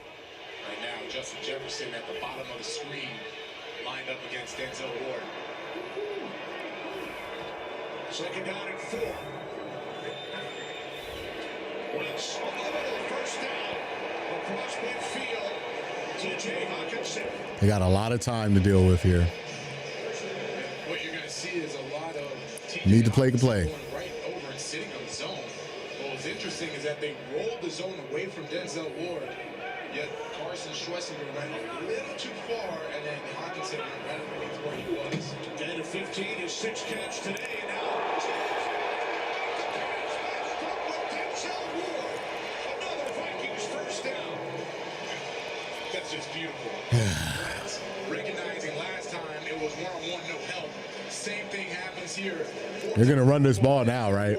He's usually good in that, but those 50-50 balls, they're always going to go to Justin Jefferson. Browns going to take a timeout. Following the 21-yard reception by Jefferson. Coming up, the Mercedes-Benz postgame highlights and analysis and an interview with the star of the game. That's coming up on the Mercedes-Benz postgame, down to 1:10. Somebody's got to make a play. Already in field goal range, trailing by 3. You see how quickly the momentum changes, the situation changes, right? Because now the Vikings are in field goal range. They still have that timeout, which Kevin Stefanski didn't force Kevin O'Connell to take. So you have a timeout, you're able to still run your offense, right? Run the football. Defense has allowed 14 points so far and have gotten 2 turnovers. We might be a little spoiled. Yeah, I mean, like most defenses will call this a good day, but we know what this line can do, right? And it's not been up to that standard. Swings it out to Naylor. Wilson forces it out of bounds at the 23-yard line, gain of 5.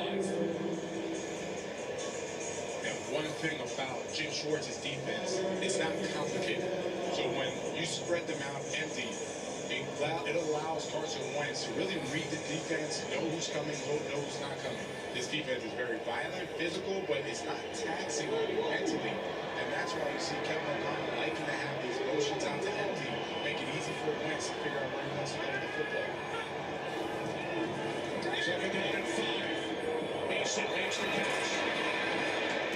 Mason tripped up by Miles Harden. They say he got out of bounds there? Down to the 21-yard line, just over a minute remaining. Make it think he got out of bounds, Kenny. So the clock is stopped, and the Vikings still have that time. Need this. The Browns take a timeout.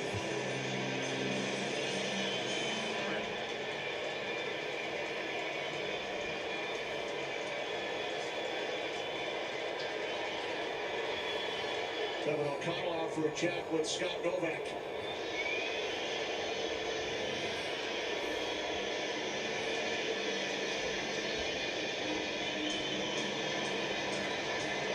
Third down and 3 upcoming for the Vikings.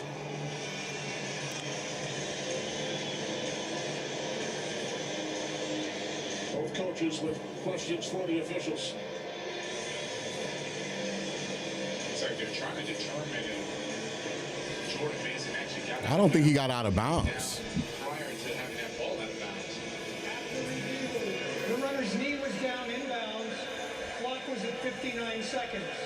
Cleveland is elected to take a charge timeout, so we do not run 10 seconds. So second charge timeout Okay. for Cleveland.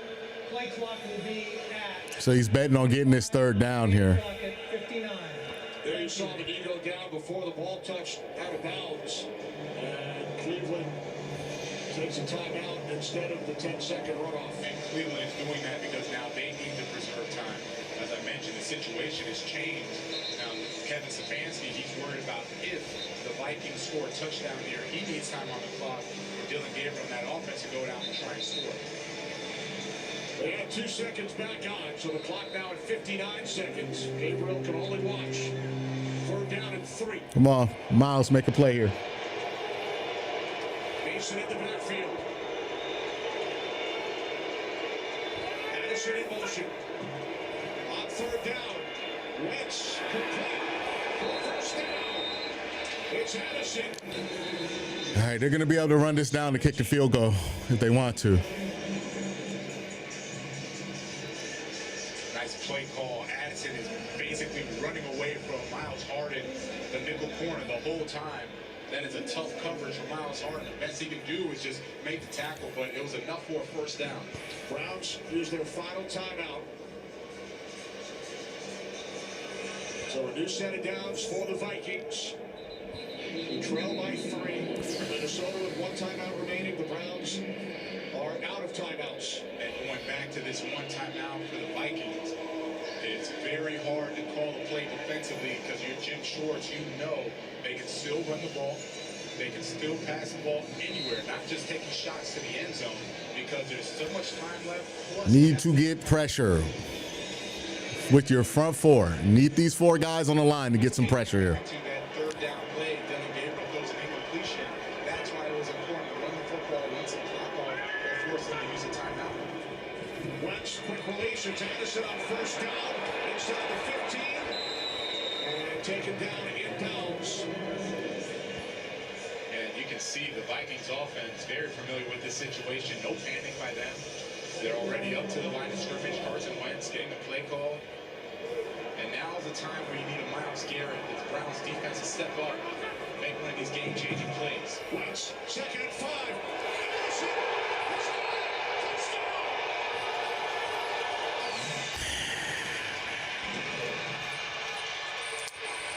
Damn.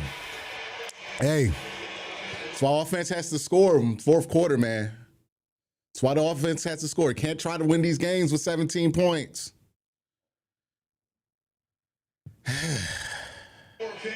comes up big for the Vikings, getting that touchdown, taking the lead with 25 seconds to go. He did not play in the first quarter. Coach's decision. Hey, we could be mad at the defense because they gave up the touchdown, but we had multiple chances to get this to a place where that wouldn't kill us. You know, had multiple chances.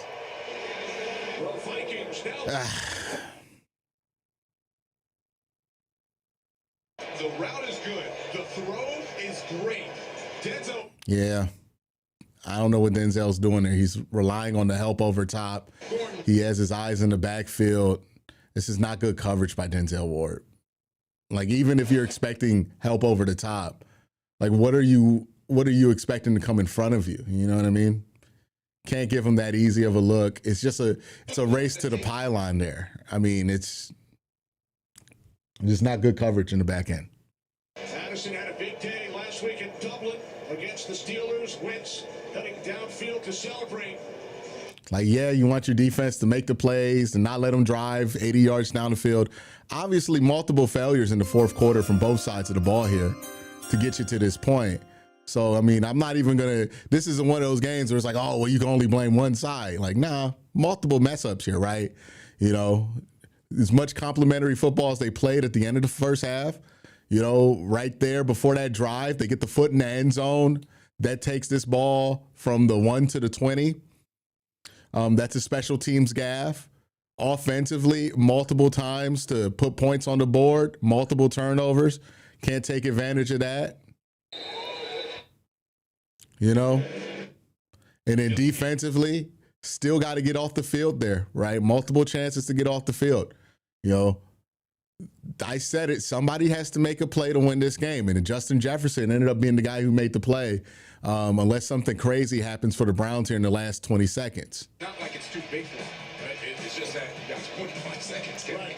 21 seconds now. 21 seconds now. Needs to go 71 yards without a timeout. Right. Gabriel on first down. Throws over the middle. It's caught. Across midfield. Get to the line. Spike it, spike it, spike it, spike it. Clock running. And now Gabriel will spike it. 23-yard. Got time for like one play. Gabriel to Bond. And now we have... The D-line has been very disappointing today. Yeah, I would agree with that. 7 seconds. I don't know if I want to try to get greedy and see if I can pick up a quick chunk play to the outside, throw a 7 route, 15 yards, and out to the sideline before going for it all on a Hail Mary. Vikings drop 3 all the way back. 7 seconds. Gabriel sets. Here's it downfield. There's whistles. To the end zone. There's whistles. They whistle to play dead. It sounded like a whistle. This Kevin O'Connell called timeout. Prior to the snap.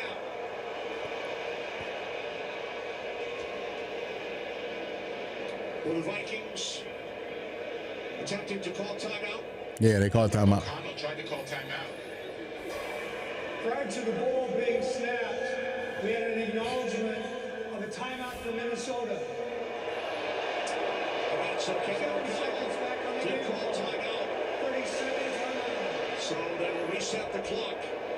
And the Browns will get another opportunity. There's Kevin O'Connell. Yeah, signaling to the official. Yeah, he wanted that timeout.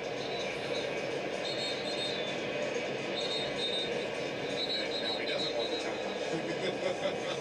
After he sees the interception.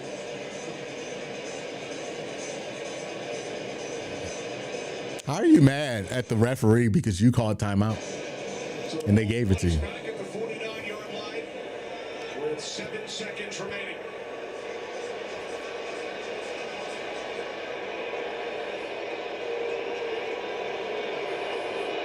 For the Vikings back along the goal line.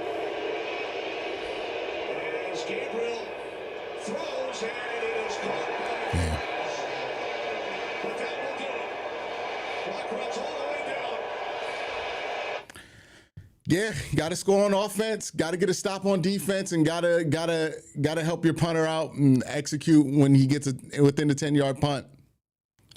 3 mistakes in the fourth quarter cost you this game. It was a very winnable game for the Browns. Hate to see it because if they get this win here, you feel so much better about the rest of the season being 2-3, in this tough 6-week stretch here. But, you do some things better than you did the last few weeks. But ultimately, offense wasn't enough to win this game. Defense didn't make the play to win this game. And at the end of the day, winning games comes down to making plays to win it, right? Making the plays necessary to win the game. Justin Jefferson, he made a big play in this game for his offense, got him at the 30. That got the offense kick started, got him a touchdown.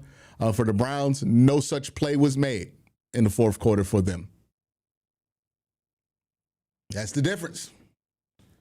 That's the difference. Hey.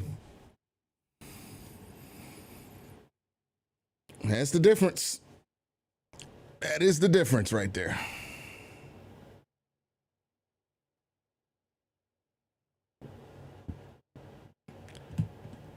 No, they were trying to get an out. So what they were trying to do in that last play of the game, Jamari Thrash fucks it up. So they're trying to get an out, right? So what they're trying to do is get to the 30-yard line, get out of bounds with like 1 second left, and then get a real shot to run a real play to try to win the game there. Dylan executes that well, throws the right pass. For whatever reason, Jamari Thrash tries to go upfield and score there, and that's not what you wanted him to do. Too conservative, bad time management. Well, I mean, he did what everybody wanted him to do right at the end of the game. He just ran it nonstop. I thought he should have tried to go into empty in the fourth quarter once it was obvious, hey, they weren't giving you any run lanes anymore. They were just going to crash down and just choke out anything that Quincy could do. They tried to win this game on the ground. They couldn't do it.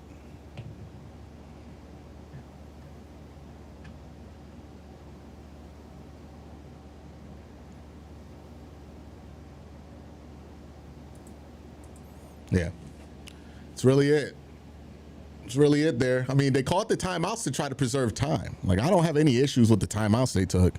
Honestly, like, the issue is, regardless of how you feel about the coaching staff, and I'm not saying this was a well-coached game. It was a pretty average coached game. But the issues for the Browns here at the end of the game is offensively, multiple drives started, where you could reasonably get some points up. They couldn't get the points up. They let this thing dangle at 14-17 too long. The Minnesota Vikings still have playmakers on offense, right? Whether you think highly of them or not, Carson Wentz is playing good football right now. But more importantly, Justin Jefferson and Brandon Addison, right? Big time playmakers. So you just gave them too many shots at it. Your defense got 2 turnovers. They only gave up 21 points. So not really looking at them for the main reason you lost this game. I mean, you can't win a lot of games when you're only scoring 17 points. And if you're going to try to win by scoring 17 points, you need to execute at everything possible. The margin's just too thin trying to win like that.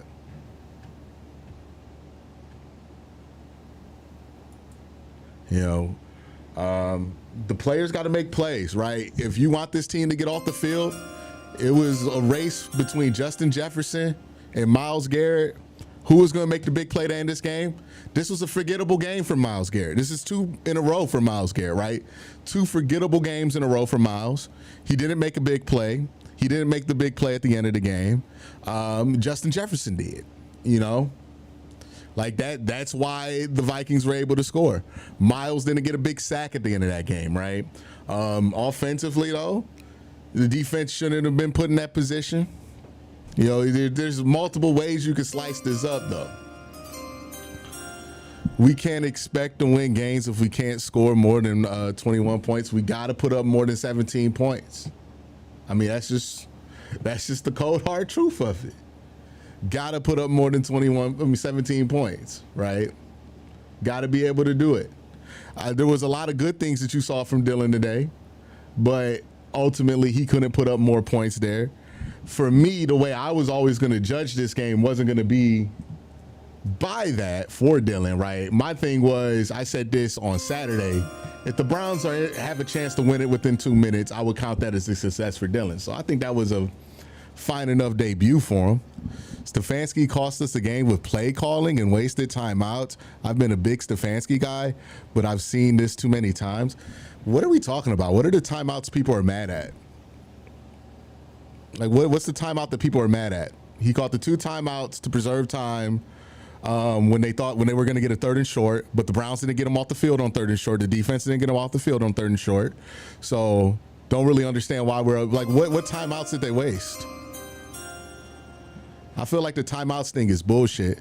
The play calling, yeah, I think he leaned on Quincy too much, but I don't know. I feel like Chat pointing that out is kind of funny because Chat was just all for running Quincy a million times. Why use those timeouts at the end?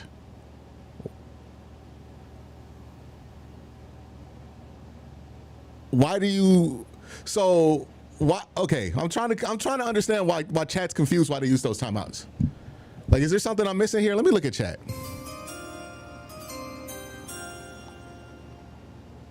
Okay, yeah, I just don't think, yeah. Why very limited play action use? I don't know. It wasn't hitting. They didn't get a big hitter out of play action all game. I don't know. It must not been hitting. They must have ran it a couple times, not like how they saw the defense react. But yeah, the 2 timeouts there, right? We're talking about the timeouts they took within 1 minute, where they got to a 2nd and long and a 3rd and short, and they were hoping that they could force a 4th down with 1 minute left and get the ball back and force a field goal. I don't have an issue with those timeouts. I don't see the issue with those timeouts, because if you don't call those timeouts, they have all the time in the world to at least kick a field goal to tie it and not give you a chance to respond. Bench Gabriel for Shador. Gabriel can't pass. I don't think that's a good takeaway from this game. I think Dylan was fine. Right? Nobody was expecting Dylan Gabriel to be the reason you won. If you were expecting that to be the case, then you came into this game wanting to blame Dylan Gabriel for whatever happened in this game if it was negative. Right? Nirvana fan, kind of embarrassing. Myles can't break through against those backup guards. Yeah, I think the Myles Garrett underwhelming performance is the most damaging thing, right? Like, Myles just underperformed today, and that hurt the team a lot. You know, the defensive line as a whole underperformed today. You know, that's what I look at and say that's where the most missed opportunities were. But ultimately, you know, you got to score more than 17 points too. It's not just one thing.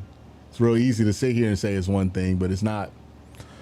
Is it time for Stefanski to go? Wins last year. Now you start 1-4. Are there some playmakers on offense averaging 17 points? I mean, I don't think it's time for Stefanski to go.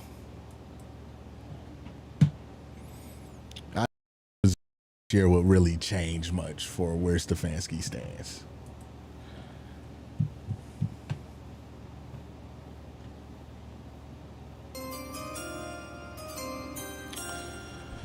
I like running the ball, but Kevin never plays to win. I don't get it. When Kevin does throw in the 4th quarter, y'all get mad. I think play calling is very consequential. Like, it's incidental. People just blame it whenever something goes wrong, but it's never really the actual problem most of the time. Like, I don't think the play calling was why the offense wasn't executing.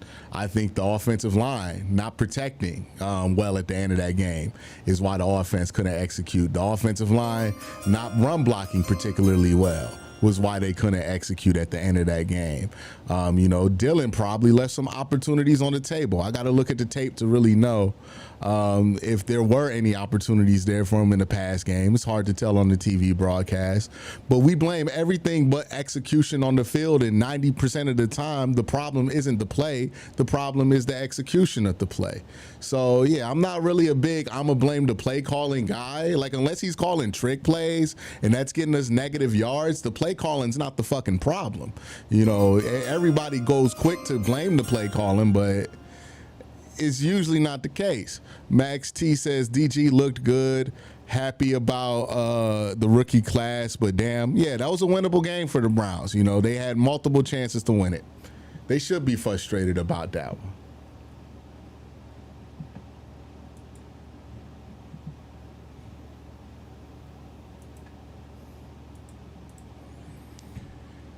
All right, let's get this going on Bleacher Report.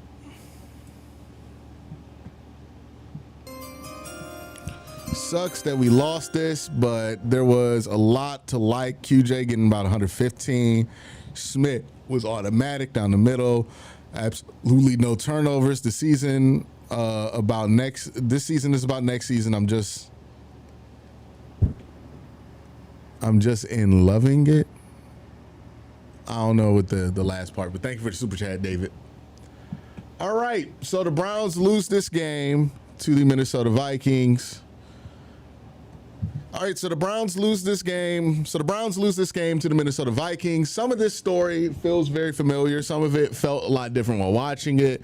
Let's kind of talk about all of it. First off, right, since this is a close game, I want to start this video off with the discussion about, you know, why it is that the Browns weren't able to pull this one out. And like any loss, right, after the loss, people break into their groups and then blame whoever it is that they want gone or want replaced for losing the game, right? You can blame this multiple different ways. I think the issue for this team was lackluster execution by the players on the field in the fourth quarter of this game.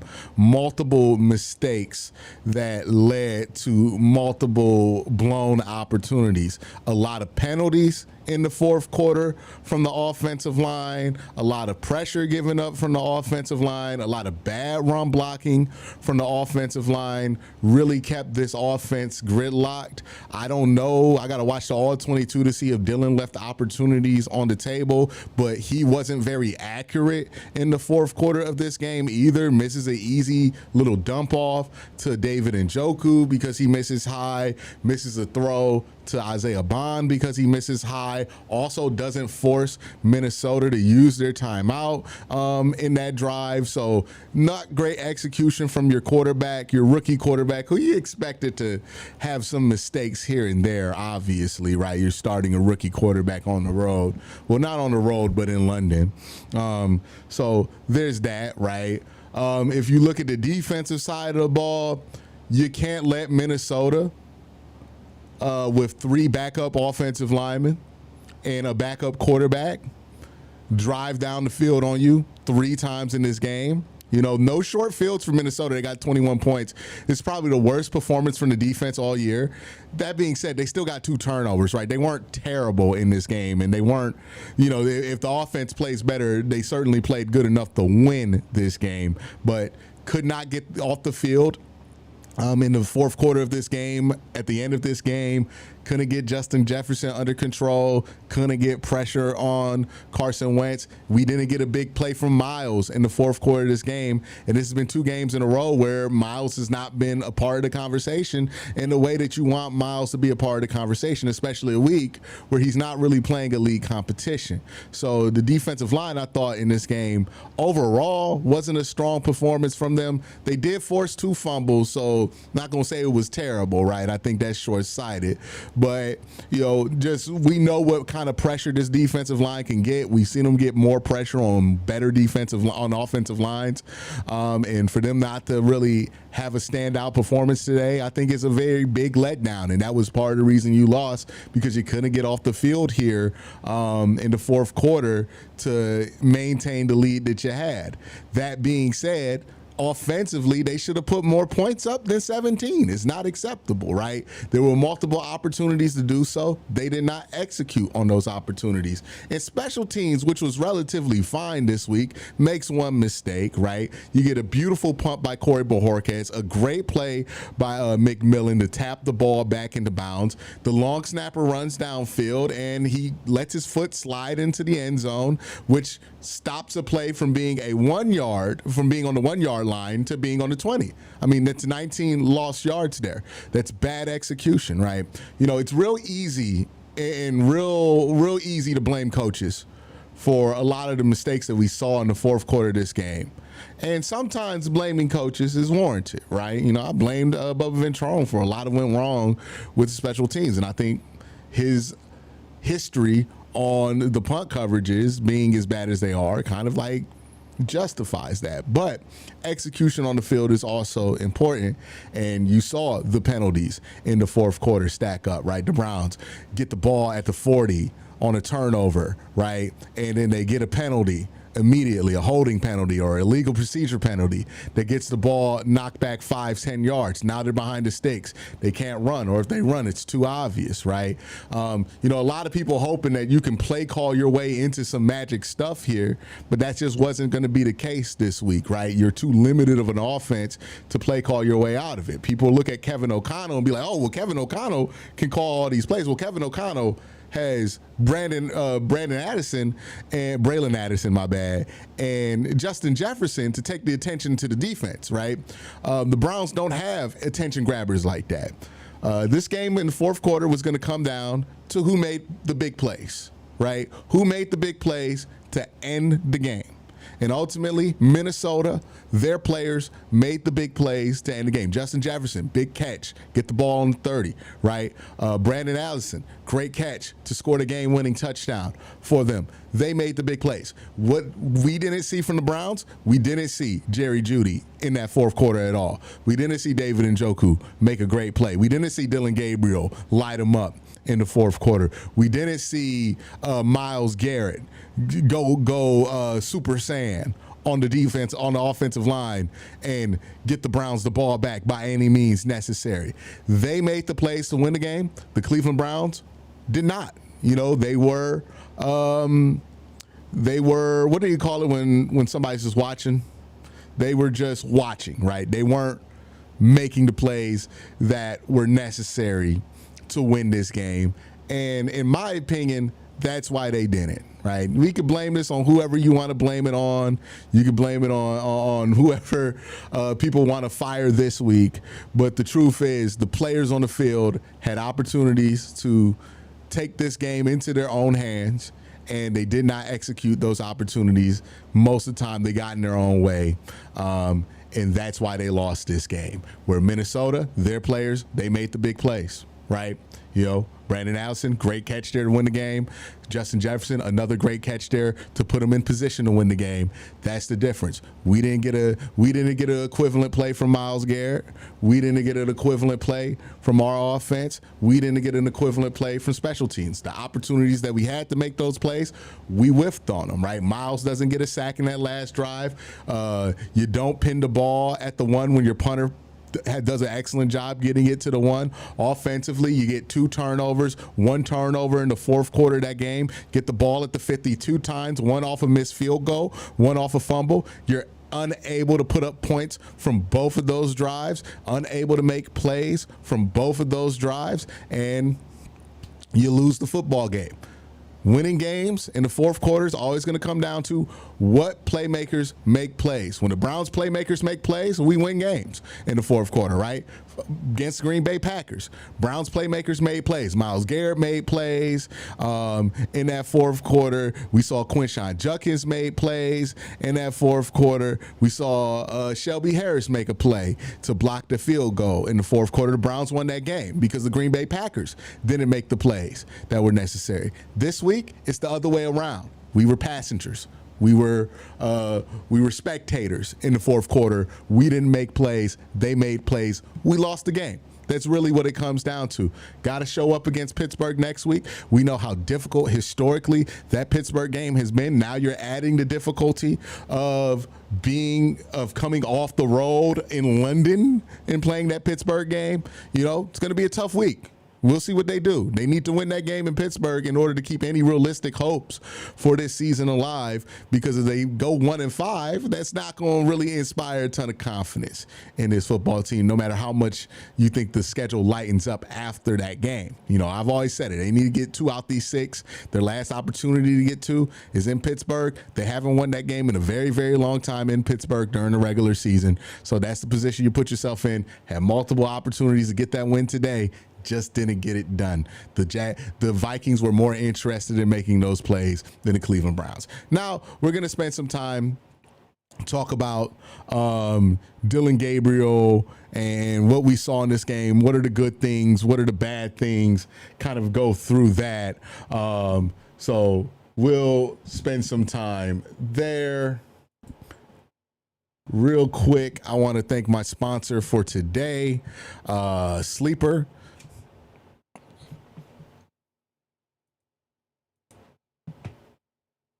So we're going to check in on our bets that we made on Sleeper. Make sure you use the promo code WORSTTAKE, get a 100% match on up to $100. And again, 100% match on up to $100. They're running a promo right now where you can also get $20 without having to make a deposit when you make your account. So we almost got this one. We just didn't get the Carson Wentz interception.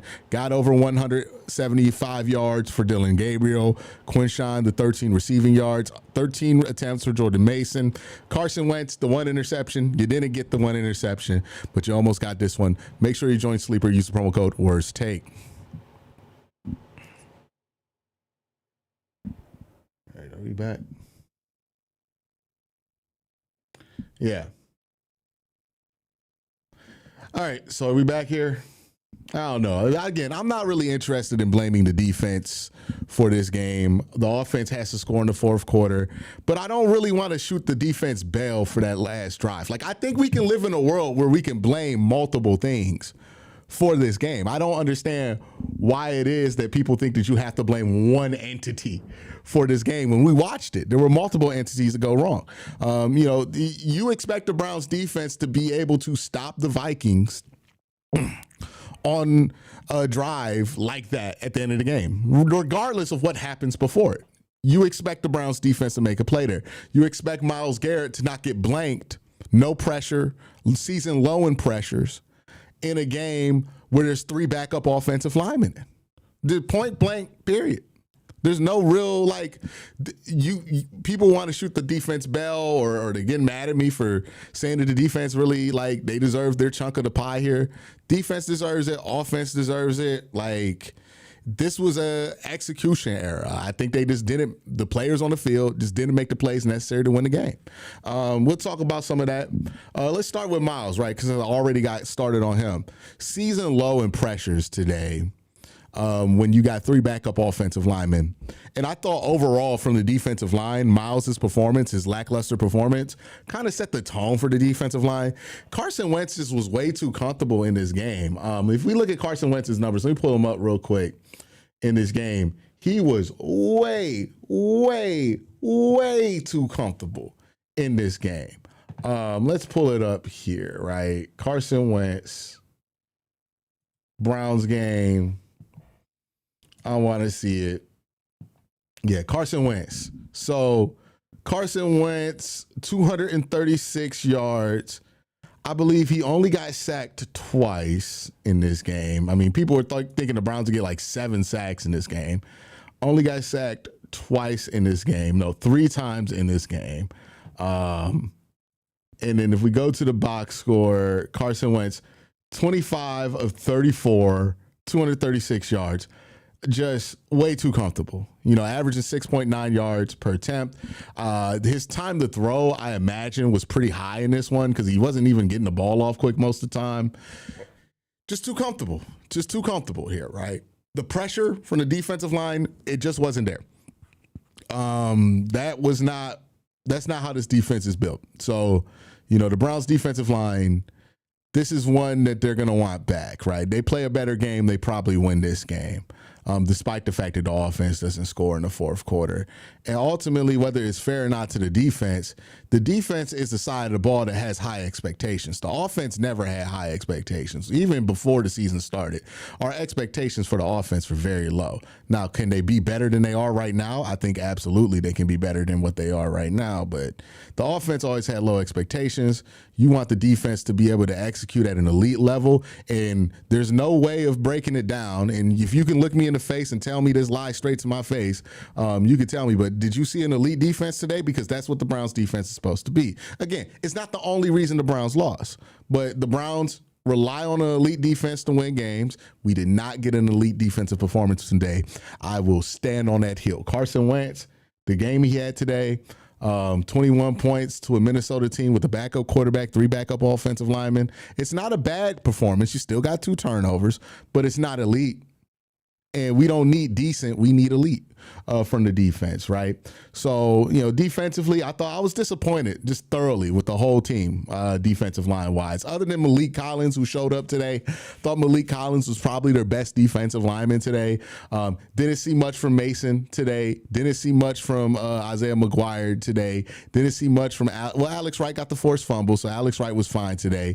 Myles Garrett, worst game of the season for him so far, and probably going to be his worst game of the season all year. Just a bad game from Myles. Didn't really look interested in making a big play there at the end of the game. He's just not what we're used to from Myles Garrett there at all. So, now I'm disappointed with the defensive line. It's not the only thing that went wrong with this team, right? Coverage-wise, I thought that Jim Schwartz's plan to not mirror Justin Jefferson turned out to be a bad one. There was too many times where they were able to isolate Greg Newsome, get him running left to right. I thought that, there was more that Jim Schwartz could have done to protect him, but the multiple times where they let Justin Jefferson get a one-on-one with like Miles Harden on him.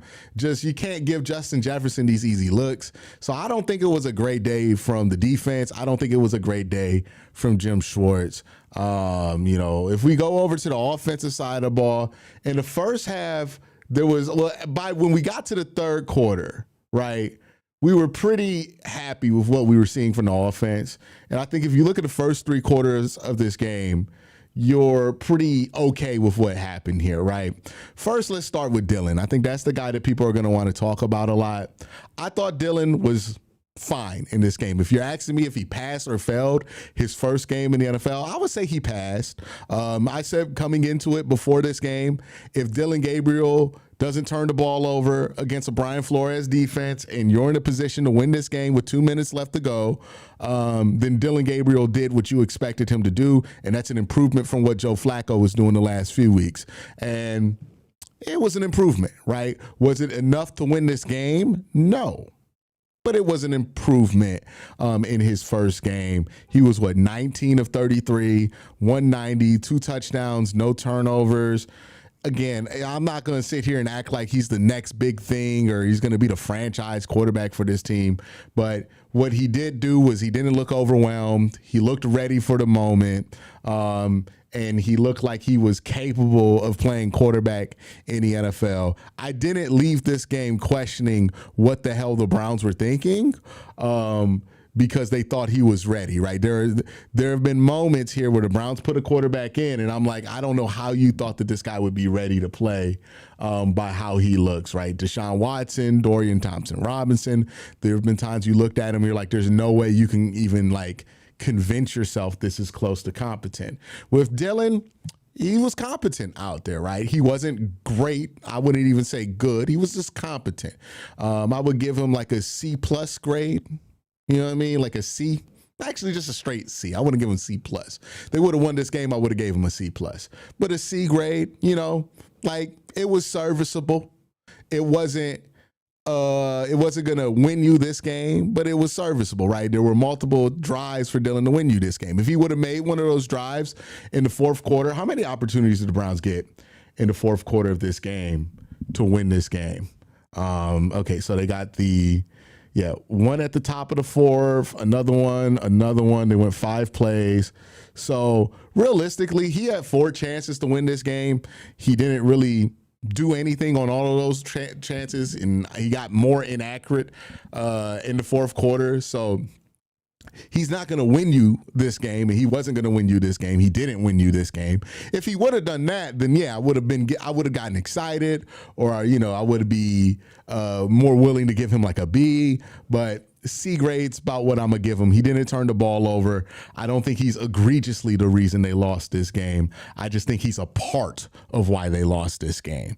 As well as other things, right? Penalties on the offensive line, setting you back. Like, how many penalties did we get in the fourth quarter of this game? And how many penalties did we get, period, like just regular on offense? Like, I got to look that up. Wonder if that's on the team stats.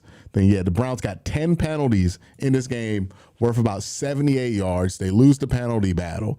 And that ended up being a big deal for them, right? They get behind the sticks. They're not able to produce. They take themselves out of field goal range.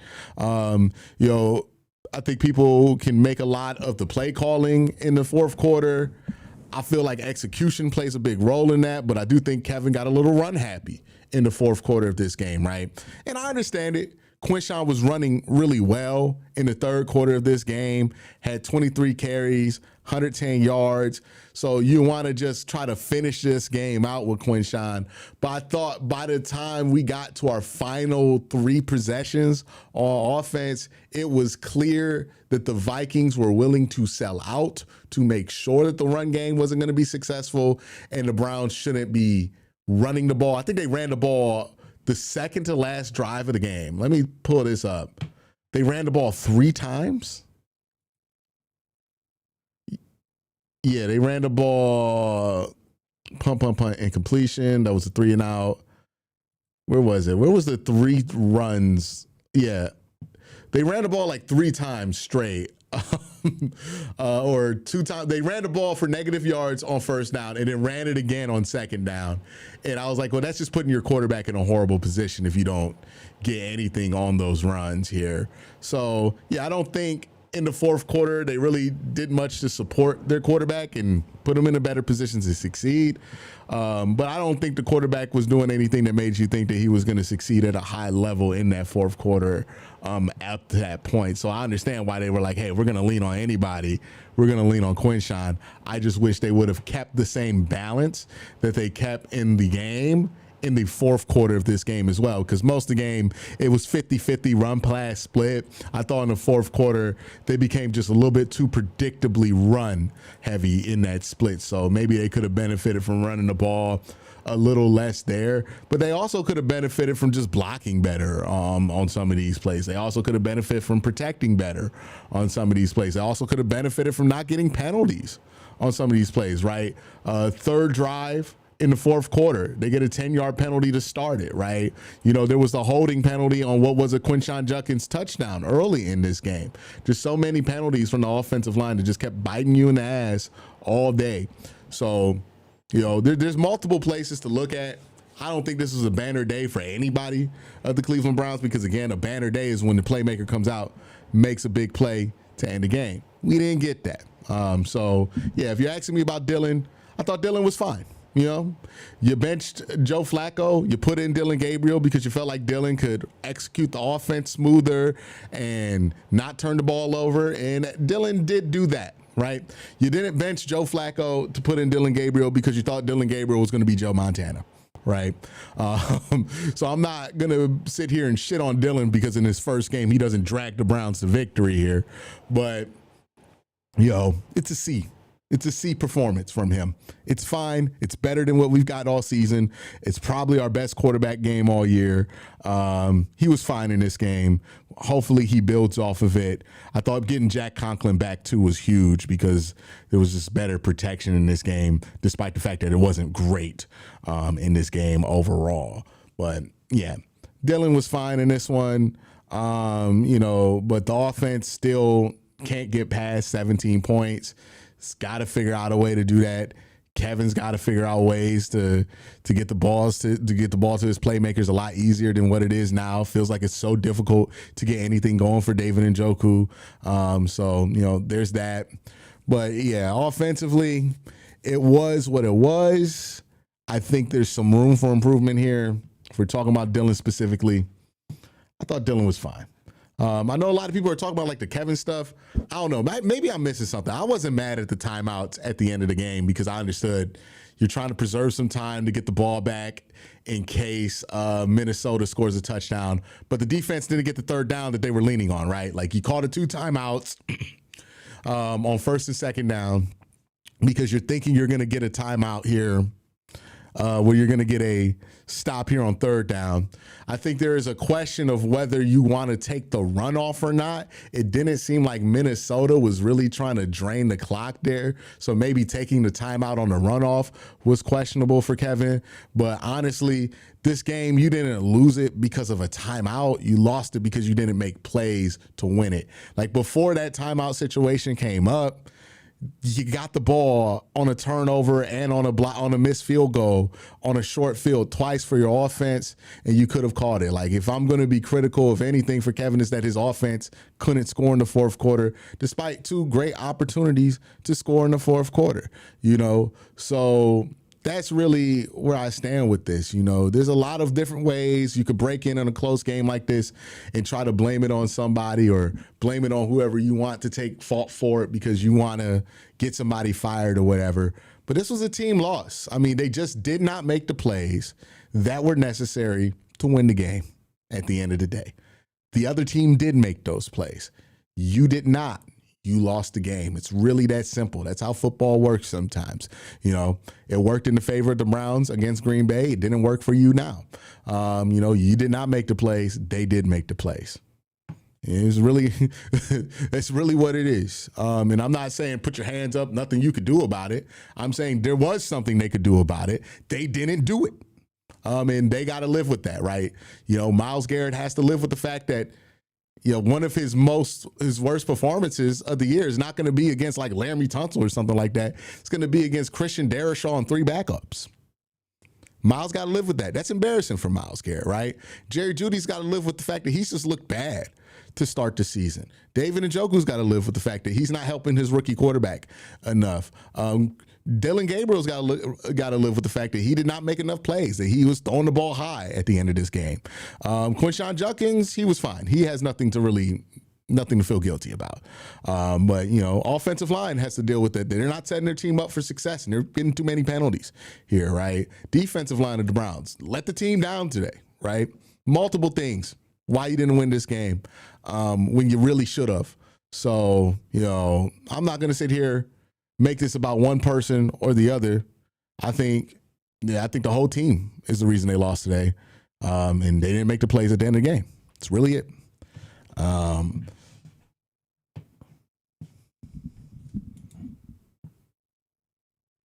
Yeah, I don't know. Kevin's offense plays for field goals. I don't really buy it. Like, I think people are just saying this because the team didn't win.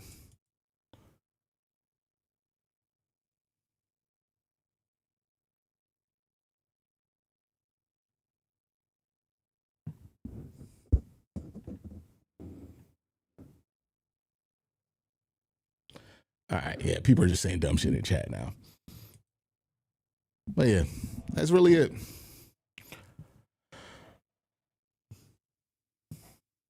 But we'll see what happens.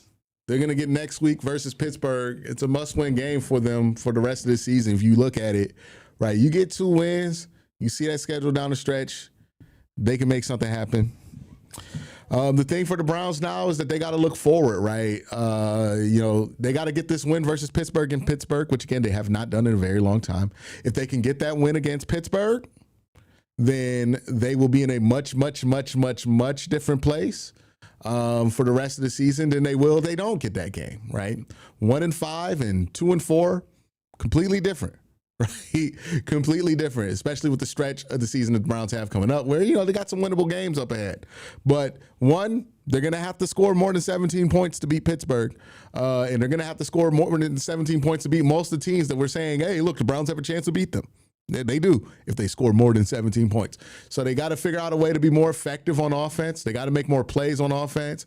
In defense, I'm expecting better effort after what these last 2 weeks have been. Not really super thrilled with the effort from the defense today as well. So turn the page. You lose this game in London, you should have won it. Now you got to go and win a game that you haven't won in decades, at least in the regular season, and that's in Pittsburgh. And you got to do it with the quarterback who has one game under his belt. So we'll see what they could do there. But if they can win that game next week, that's going to be huge, and that's what we're going to be focused on all week because now it's Steelers week. Got no time to really sulk in this one. But y'all have a great day.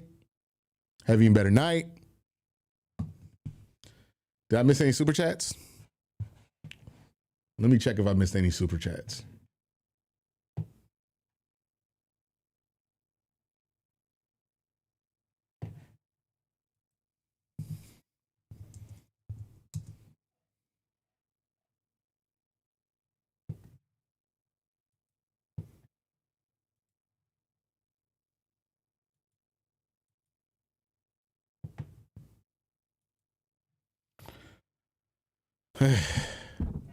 Wade says offense can't get first downs to clinch the win. Yeah, I mean, like they didn't even have to score at the end of the game. They just had to keep possession.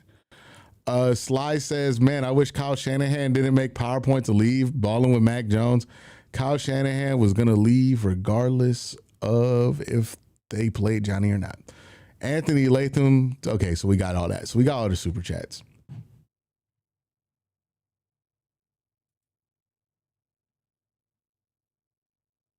All right, y'all. Have a good one, everybody.